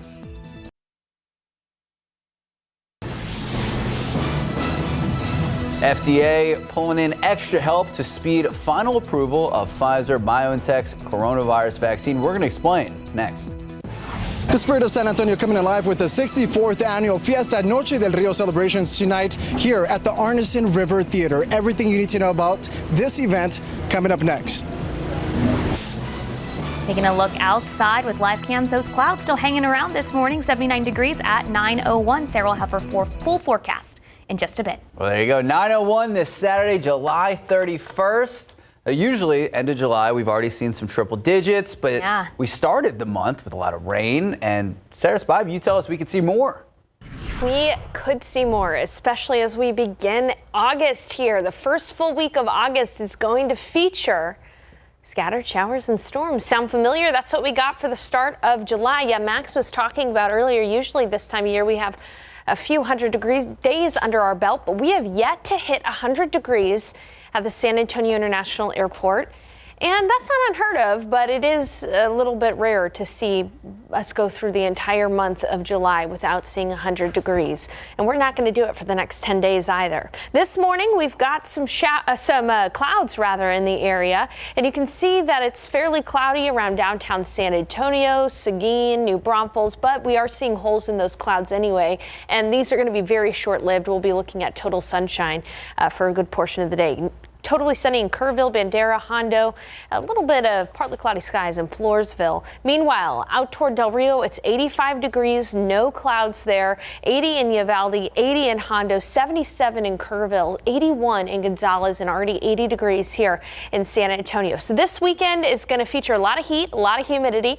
Today, hot and humid, 95 for that high, but the high is going to feel more like 100 to 105 because of the high humidity. Yeah, there's a 10% chance for a stray off chance of a shower, but tomorrow in the afternoon more activity is going to be on the radar, about 30% afternoon showers in your backyard. 94 for the high tomorrow, but as I mentioned, for the first full week of August, the work week, we're going to have scattered showers and storms in the area. I'll tell you what you can expect, including a bit of a dip in temperatures in just a while. Max and Sarah? Thank you, Sarah. New this morning, a man in the hospital after being shot twice by a Comal County deputy after leading authorities on an overnight chase. Crazy story. Take a look. This is what we know right now. Officers tell us this all started around 3 a.m. in New Braunfels when a Comal County deputy pulled the man over for what seemed like a normal traffic violation. That suspect tried to then run over the deputy, then sped off from the scene. Police tell us that the suspect drove all the way down to the VIA headquarters on San Pedro near downtown. When they got there, deputies trapped the suspect in the bus yard, shot at him twice. He was hit once in each arm. No officers, no deputies were injured in this situation. The suspect taken to University Hospital. They're expected to recover. We also want to mention SAPD was only the assisting law enforcement agency at the scene. Comal County deputies are handling the case. A teenager is in the hospital this morning with a gunshot wound, and now investigators are working to figure out exactly what happened. Here's what we know so far. Police say a 17-year-old showed up at Mission Trail Baptist Hospital with a gunshot wound to the hip. We are told he was at a party with other teenagers at a home somewhere outside the city in Bexar County when he was allegedly shot. The people at the party loaded him up in an SUV and took him to Mission Trails Baptist Hospital, according to police. He was later brought to University. Police are still interviewing witnesses, but at last check, no arrests have been made. All right, it's a big question that so many people have been asking. What is school going to look like for the upcoming fall semester? It's a question parents and students are wondering with the start of the academic year just weeks away. San Antonio area school districts, they have released academic calendars online. So right now at KSAT.com, we have a full list of school start dates for each district. We also have the most up-to-date information regarding the district's academic calendar. It's all laid out by the district. Just head on over to our website, KSAT.com. Look for this story on the local news tab. If you have any questions about your kids heading back to campus for the upcoming school year, we've got you covered. On August 4th, which is a Wednesday, we are hosting a back-to-school town hall with our KSAT community partners. It starts at 7:30 a.m. and will be focused on the pre-K and kindergarten students. Then the following week will be for middle school and high school students. If you have any questions you want answered, you can submit them right now to KSAT.com. All right, now to your morning headlines. The FDA pulling in extra help to speed final approval of the Pfizer vaccine. Now, an FDA spokeswoman says the agency is taking an all-hands-on-deck approach in order to complete the review of the biologics license application. The 3 vaccines currently in use in the United States, Pfizer, Moderna, and Johnson & Johnson, they have emergency use authorization. Pfizer has filed for full approval in a process known as a biologics license application. Health experts say full approval could give people more confidence in the vaccine and encourage more people to get vaccinated. President Joe Biden announcing the appointment of a Gold Star father to the Commission on International Religious Freedom. The White House says Khazar Khan is an advocate for religious freedom and devotes his time providing legal services to veterans, men and women serving in uniform, and their families. Khan's father was killed in Iraq when he stopped an attack on his camp. He was awarded posthumously the Purple Heart and Bronze Star with Valor.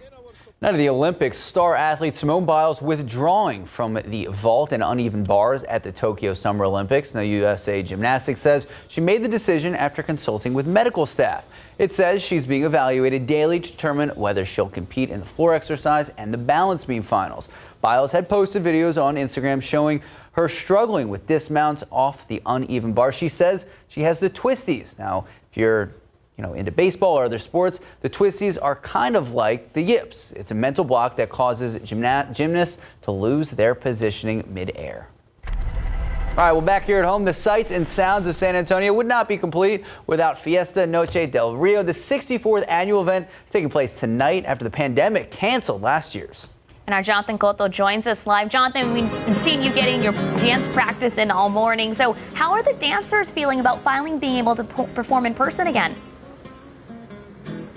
You know what, if they're feeling anything the way I am right now, I'm sure they're exhausted. I don't know if you can see here, but I am breaking a sweat. It is humid, so my respects to these dancers, but their level of excitement is unprecedented. Considering that everything was canceled last year, they are more than excited to be here. In fact, we can see them performing right now nonstop. They're ready for tonight's performances. In fact, let's speak with Allie to see how she feels being able to perform. Allie, so how long have you been performing? 2 years. 2 years. With Fiesta Noche del Rio. Now, I understand last year the pandemic unfortunately canceled a lot of the events. How good does it feel to be able to perform for San Antonio? Amazing. I'm so happy to be here because I go to college and it's just wonderful to come back and perform. Now, you're also performing for a good cause. Talk to me a little bit about that. So we are performing with the Alamo Kiwanis Club and we are performing for children's charities. So, yeah. Well, thank you. What's one of your favorite dances or maybe one of your favorite dresses here? Ooh, La Negra. La Negra. I love that costume. Well, thank you so much, Allie. That's actually one of my favorite dances, La Negra. Let's talk to this gentleman here. Sir, how long have you been dancing? I've been dancing for about 5 years now. 5 years, impressive. How good does it feel to be able to get back on stage? Really good. It's a good outlet for especially mental health and everything. What can you tell me about your group here of dancers? They're all extremely talented, especially because we all come from different backgrounds, different levels of training. So it's amazing to see what they can do. Awesome. Guys, how does everyone feel out here? Yes! Nice. Well, there you have it, Max and Sarah. Fiesta Noche del Rio taking place tonight. I'm going to continue to hang out with this wonderful group of dancers, and we'll continue to bring you the latest. Back to you. All right, Jonathan Cotto showing off the moves this morning. Looking good out there, everyone. All right, 9:09, 79 degrees out. Well, South Park creators are looking to buy a restaurant that's made several appearances on the cartoon series. We have the details. And I'm sure y'all have seen this. What would you say if I told you that your home could now smell like fresh tortillas? You didn't even have to turn on the stove. Oh my goodness. Have you seen this? Yes, I've seen it. I'm already searching for it. I want it in my house. We're going to explain next. 79 degrees at 9:10 this morning. Those clouds still kind of sticking around. Sarah Spivey will have our weekend forecast when we come back.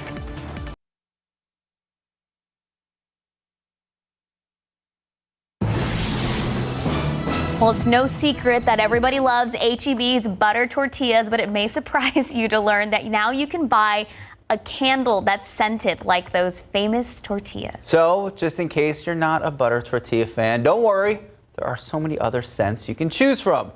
All right, here we go. 2-bite brownie, homemade vanilla ice cream. That's where I'm sold at. Cowboy cookie and blueberry muffin. You got 4 ounces, 14-ounce jars. Give me a 14-ounce of that butter tortilla. We have a link right now on the website where you can look for other flavorful scents H-E-B has.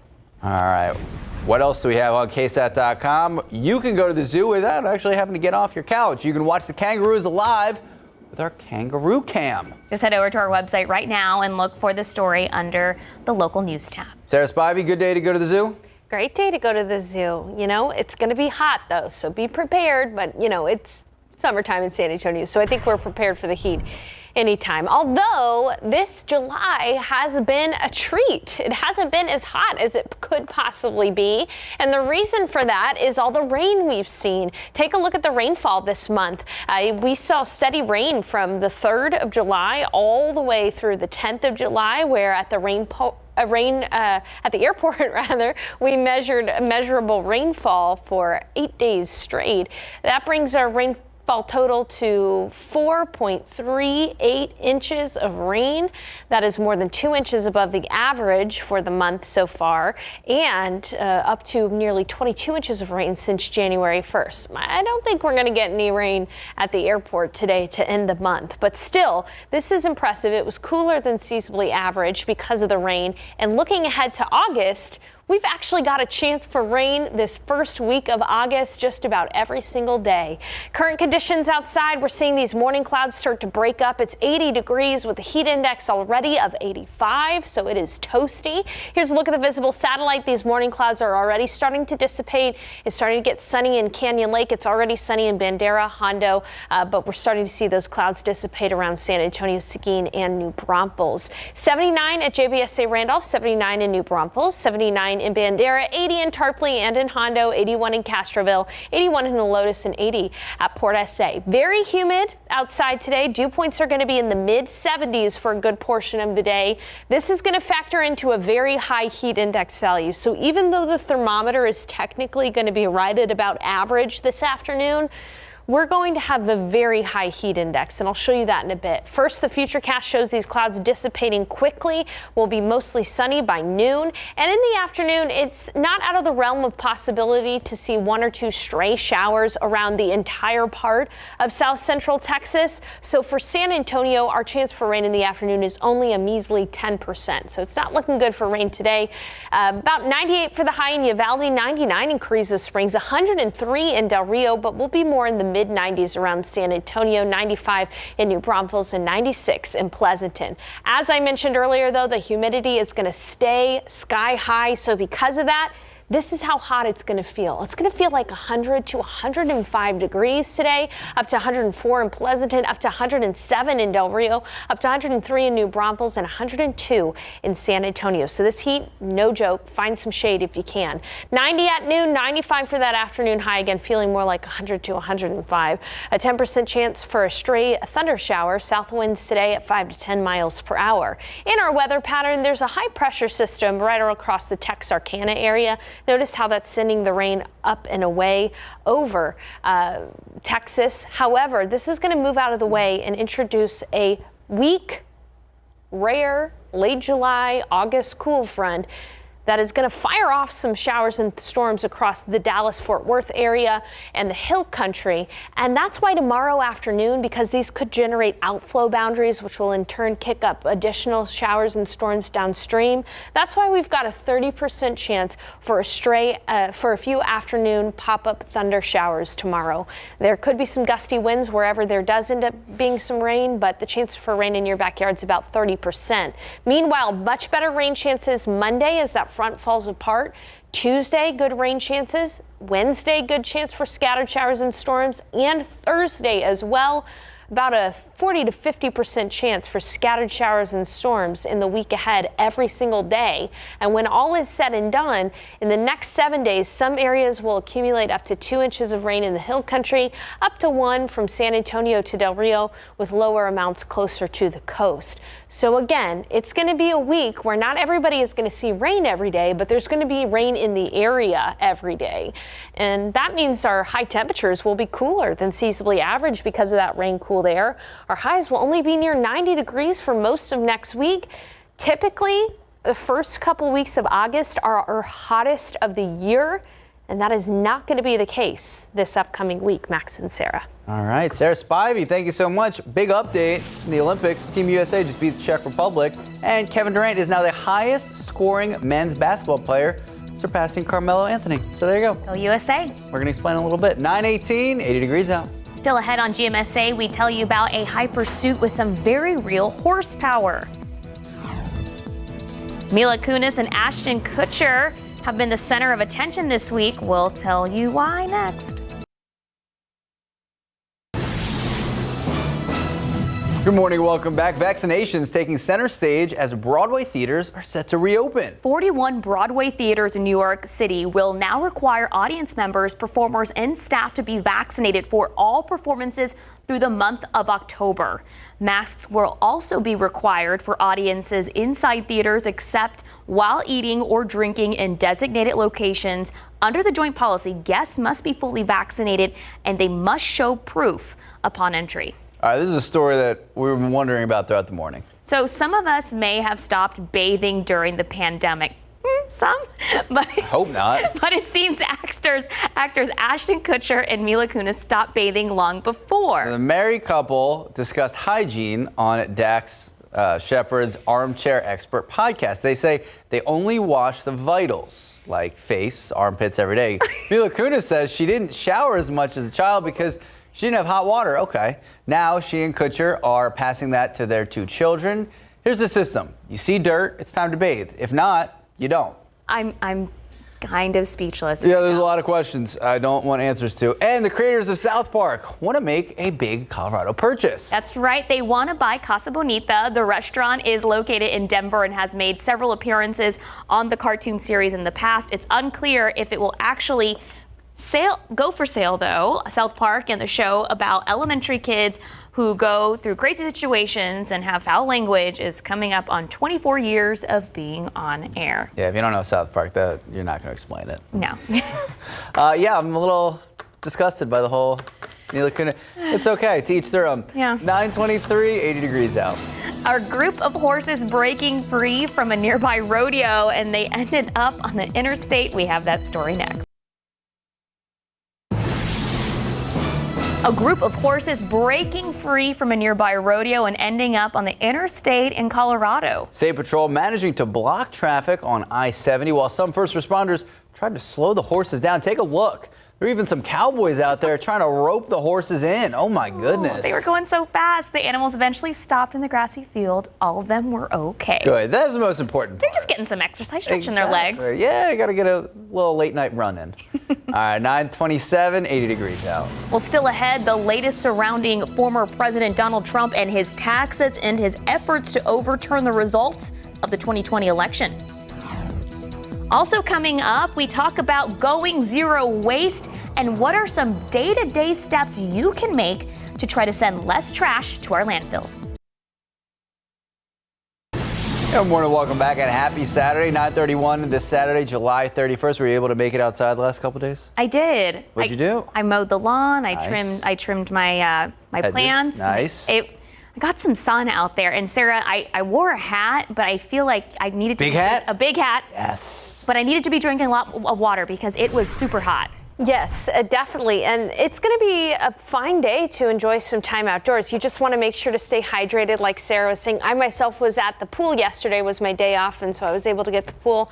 I had my adult drink, but then I had water about this big to make sure I stayed hydrated. And today's going to be a great day out there. Even the pollen count is not too bad. Molds were high yesterday. Molds are down from yesterday. They're moderate, so that's some good news. 700 degrees. Oh my goodness. I have heat on the brain. See, 700 mold spores per cubic meter of air. That's where the molds are at. Pigweed is low today, so that's some good news. We're starting to see the sun shine through these clouds. We're seeing these clouds break up and they're not going to be with us for much longer. 80 degrees outside at the airport, 85 in Del Rio, 77 in Eagle Pass, 79 in Kerrville, and 80 in New Braunfels. Today, going to be a great day to head to the pool if you want to. In the afternoon, we'll be in the 90s though, and we'll have a heat index that's going to be very high. Heat index of 100 to 105 degrees, 95 for the high temperature, but a 10% chance for a off chance for stray shower. It's not looking good today for rain, but starting tomorrow afternoon, we're going to have some thunder showers in the area. Not necessarily raining in your backyard, but around the KSAT 12 viewing area, there will be some additional rainfall tomorrow afternoon. It's still going to be hot and humid, though, all weekend long, and rain chances really start to increase as we head into the work week next week. So a rainy start to August. Sound familiar? That's what happened for July, and July was cooler every single day than average, and we got some rain, some good rain. More than 4 inches of rain in July. What's August got in store for us? I'll tell you what you can expect over the next few days coming up in a bit. Sarah?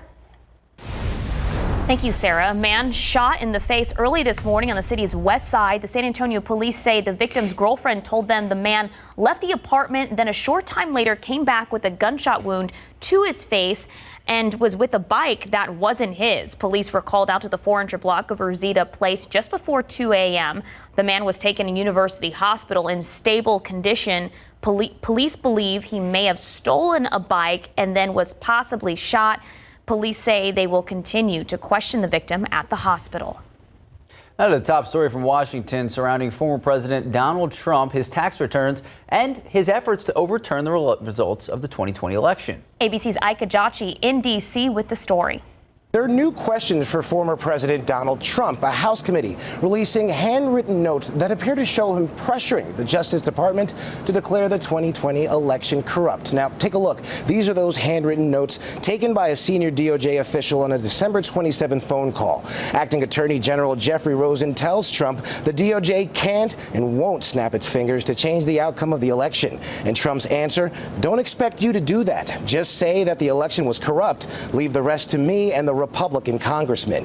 And according to the notes, Richard Donahue, the number 2 official at the DOJ, told him flat out that much of the info he's getting is false. We look at allegations, but they do not pan out.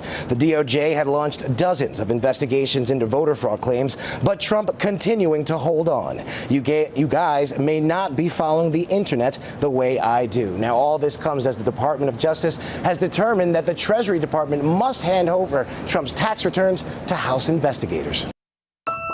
As Ike Ajachi reporting, COVID numbers look like they're getting worse and worse across the country and across Bexar County. We are seeing a lot of questions regarding masks and possible mask mandates. We are seeing disputes between local leaders and Governor Greg Abbott, and our local hospital rates rising once again. That is why tomorrow on Leading SA at 8 a.m., we are joined by Dr. Robert Leverins from UT Health San Antonio. We are set to discuss if you should be concerned if you're vaccinated, what the rise in numbers stems from, and what parents should know with school right around the corner. If you have any questions you'd like to ask, you can submit them right now. Just head to the Leading SA section of KSAT.com. The South Texas Blood and Tissue Center is hosting 3 blood drives today. There is one happening at the Buck and Doe's Mercantile from 10 a.m. until 3 p.m. The other one at Santico's Mayan Place from 11 a.m. until 4 p.m. The third blood drive at Indian Springs Community from 10:15 in the morning until 3:15 p.m. You can make an appointment by calling 210-731-5590, that number on your screen, or visit the website also on your screen, southtexasblood.org. Today is also the last chance to get a free $10 Rudy's Barbecue gift card when you donate. Also happening today, an amazing event we've been telling you about this morning, whose performances are aimed at having fun and, of course, raising funds for local nonprofits. The 64th annual Fiesta Noche del Rio is taking place tonight. Jonathan Cotto has been hanging out with the group's dancers all morning. Good morning, Jonathan. Any more dance moves for us? Good morning. I've been doing nothing but dancing, Sarah. Max, let me tell you, I've been breaking a sweat. Isn't that right, Katie? Oh, yeah, it's nice and warm down here. Cool Texas summer. So. Definitely. Well, thank you so much for allowing us to form part of this. We understand it's taking place tonight. What do viewers need to know about heading out to here tonight? So just come prepared for a great time, and you can get tickets online at fiestanochesa.com. They're $20 for adults, and then you can have kids tickets, senior citizens, military discounts, and if you know any of the dancers, they all have a personal code too. So it all goes to children's charities, and last 3 shows of the season. We're so happy to be back. Katie, how exciting. Thank you so much for having us, folks. We're going to leave you with sights and sounds of El Son de la Negra, something that you can expect if you head out to the Arneson River Theater. We'll leave you with this.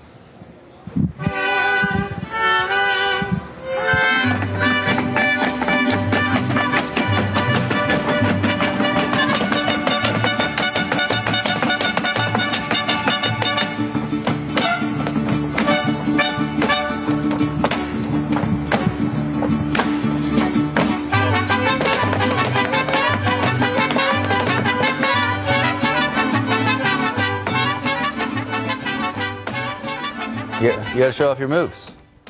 Unless you do it too. All right, maybe. Looking good out there, guys. Thank you, Jonathan. Right. 9:38, 81 degrees out.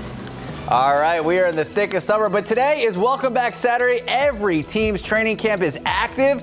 We're going to give you an inside look at what the Cowboys have to offer.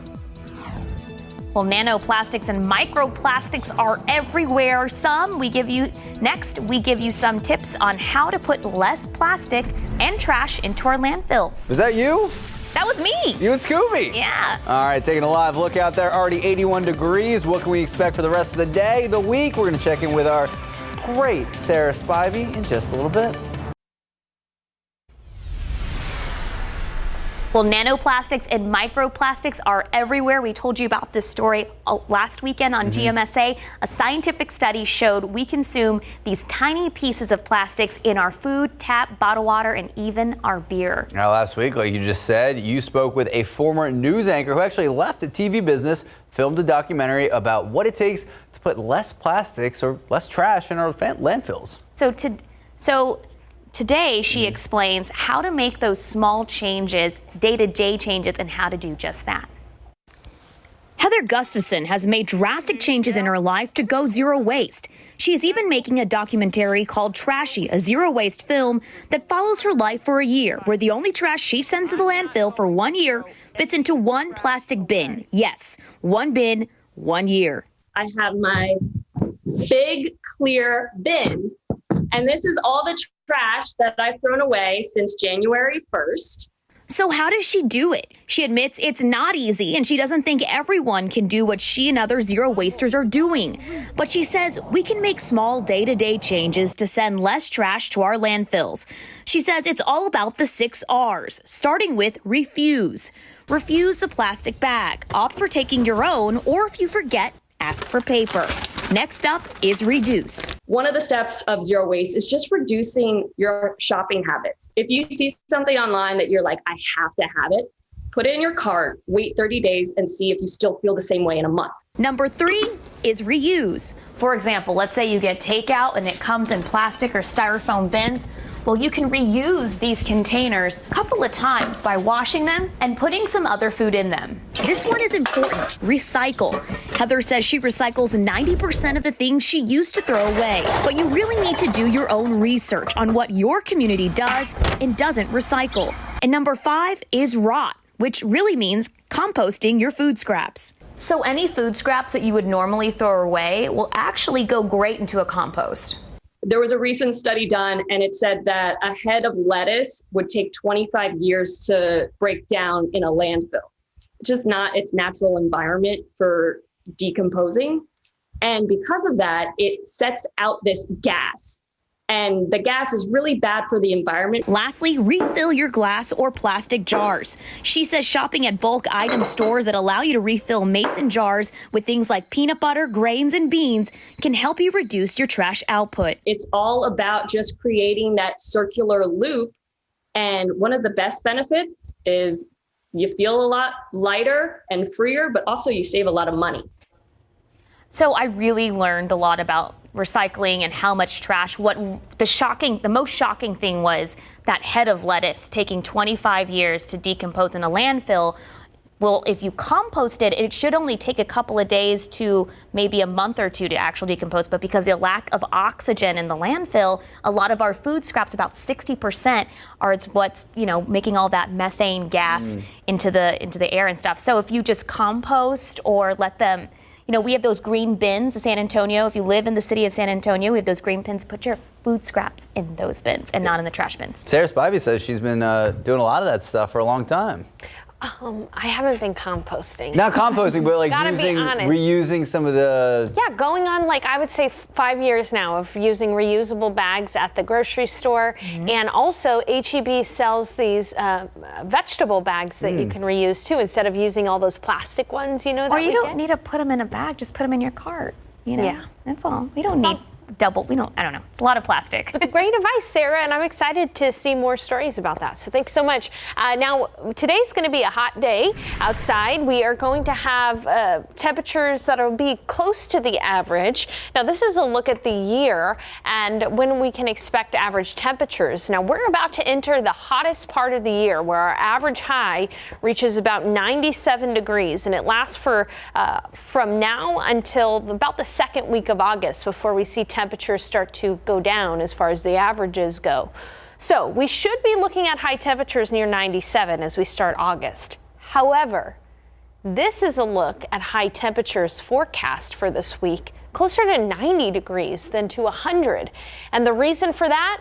We've got rain in the forecast, my friends. Just like we started July with rainfall, we're going to start August with rainfall. Scattered rain in the area. But today, as we close out July, it's going to be a dry, hot, humid, and a very toasty day. 90 already by noon. We'll be seeing plenty of sunshine. 95 for the high temperature, which is a little bit cooler than average by a couple of degrees, but still it's going to be hot because we're going to have high humidity out there.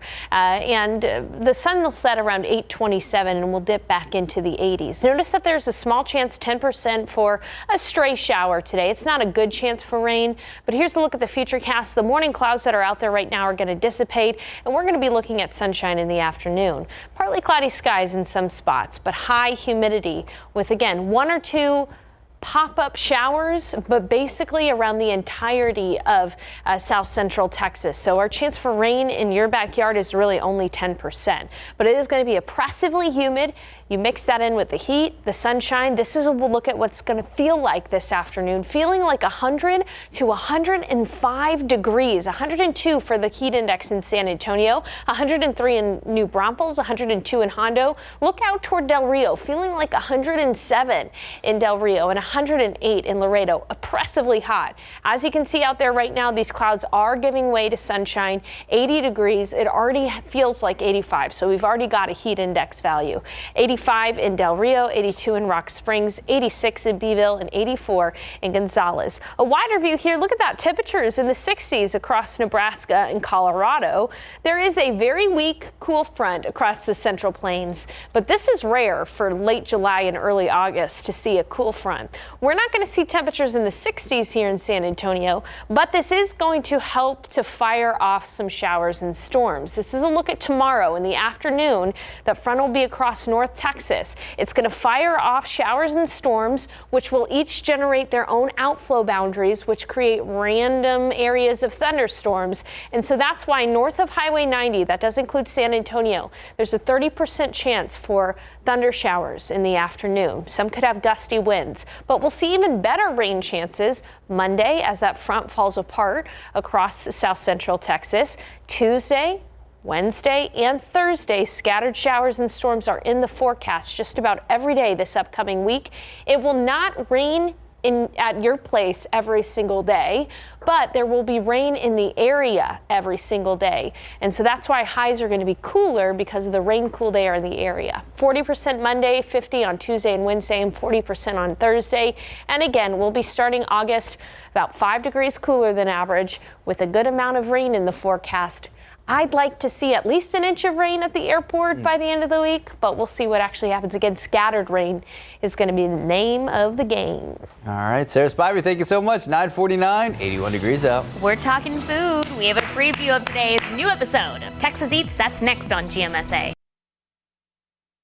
Good morning, welcome back, and happy Saturday. It is Saturday. What does that mean, Sarah? I don't know, Max. What does it mean? That means we got a brand new episode of Texas Eats coming up at 10 a.m. David Elder takes us to Kerrville for a restaurant that offers a wine bar, serving up some comfort food.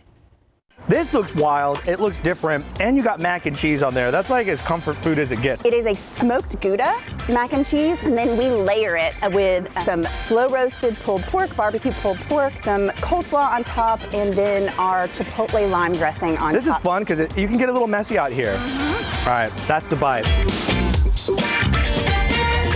The mac and cheese is going to change your life. Super delicious, nice and creamy. It's the reason why I would come out to Kerrville. You get that slaw in the middle, so it has that acidity as well. The shredded meat on the side. So you're getting that bite all together. I mean, this dish will fill you up.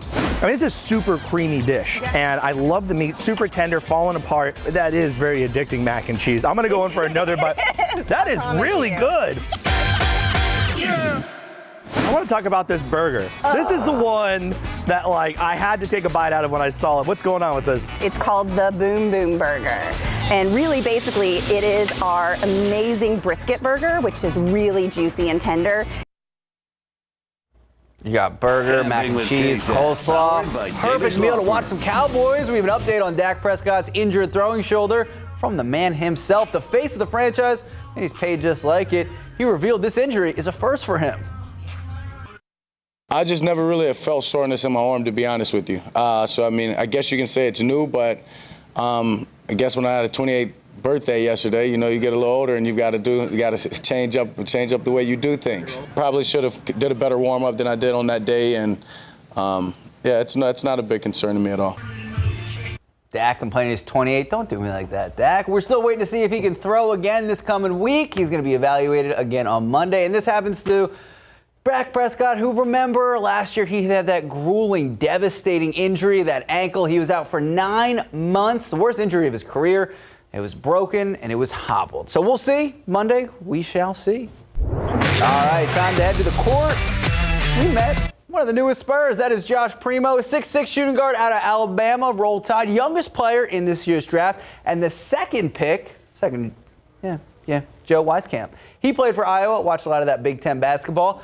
So we got to hear from Josh Primo, the first round pick. Hear his name called a little early, number 12. Let's hear it. Honestly, I told my agent to shut up when he first told me, and I had to see it on screen first. But I mean, I let my emotions flow. It was an amazing moment for me, my family. So big shout out to Mr. Primo, the new Spur. Very excited to see what he can do coming up in Summer League. Welcome to San Antonio. There you go. All right, 9:55, 82 degrees out. Well, have you ever woken up irritated after a poor night's snooze? Of course. Well, tomorrow on GMSA, we'll tell you about a study that suggests lack of sleep can increase the risk of sending rude work emails Oh my goodness. to your coworkers. It's the 64th annual Fiesta Noche del Rio celebration, all in an effort of raising money for nonprofit organizations. Good morning. I'm Jonathan Cotto. The 64th annual Fiesta Noche del Rio celebration takes place tonight at 8:30. You can head on over to KSAT.com to find out how you can get tickets for the celebration starting at 8:30 p.m. This is one of the last performances this weekend, Friday and Saturday, at the Arneson River Theater. For more information on this event tonight, you can head on over to KSAT.com. Reporting, Jonathan Cotto, KSAT 12 News. One last look at the pollen count. Molds are moderate at 700. That is down from yesterday, so not too bad of a pollen count. And the forecast is looking good, too. Poolside forecast this afternoon, 90s. 10% chance for a stray shower, but I'd be more concerned about the heat index of 100 to 105 this afternoon. We've got scattered showers and storms in the forecast for most of the first week of August. We could use the rain. There's Bobby. Thank you so much. Thank you for watching. Texas Eats starts right now.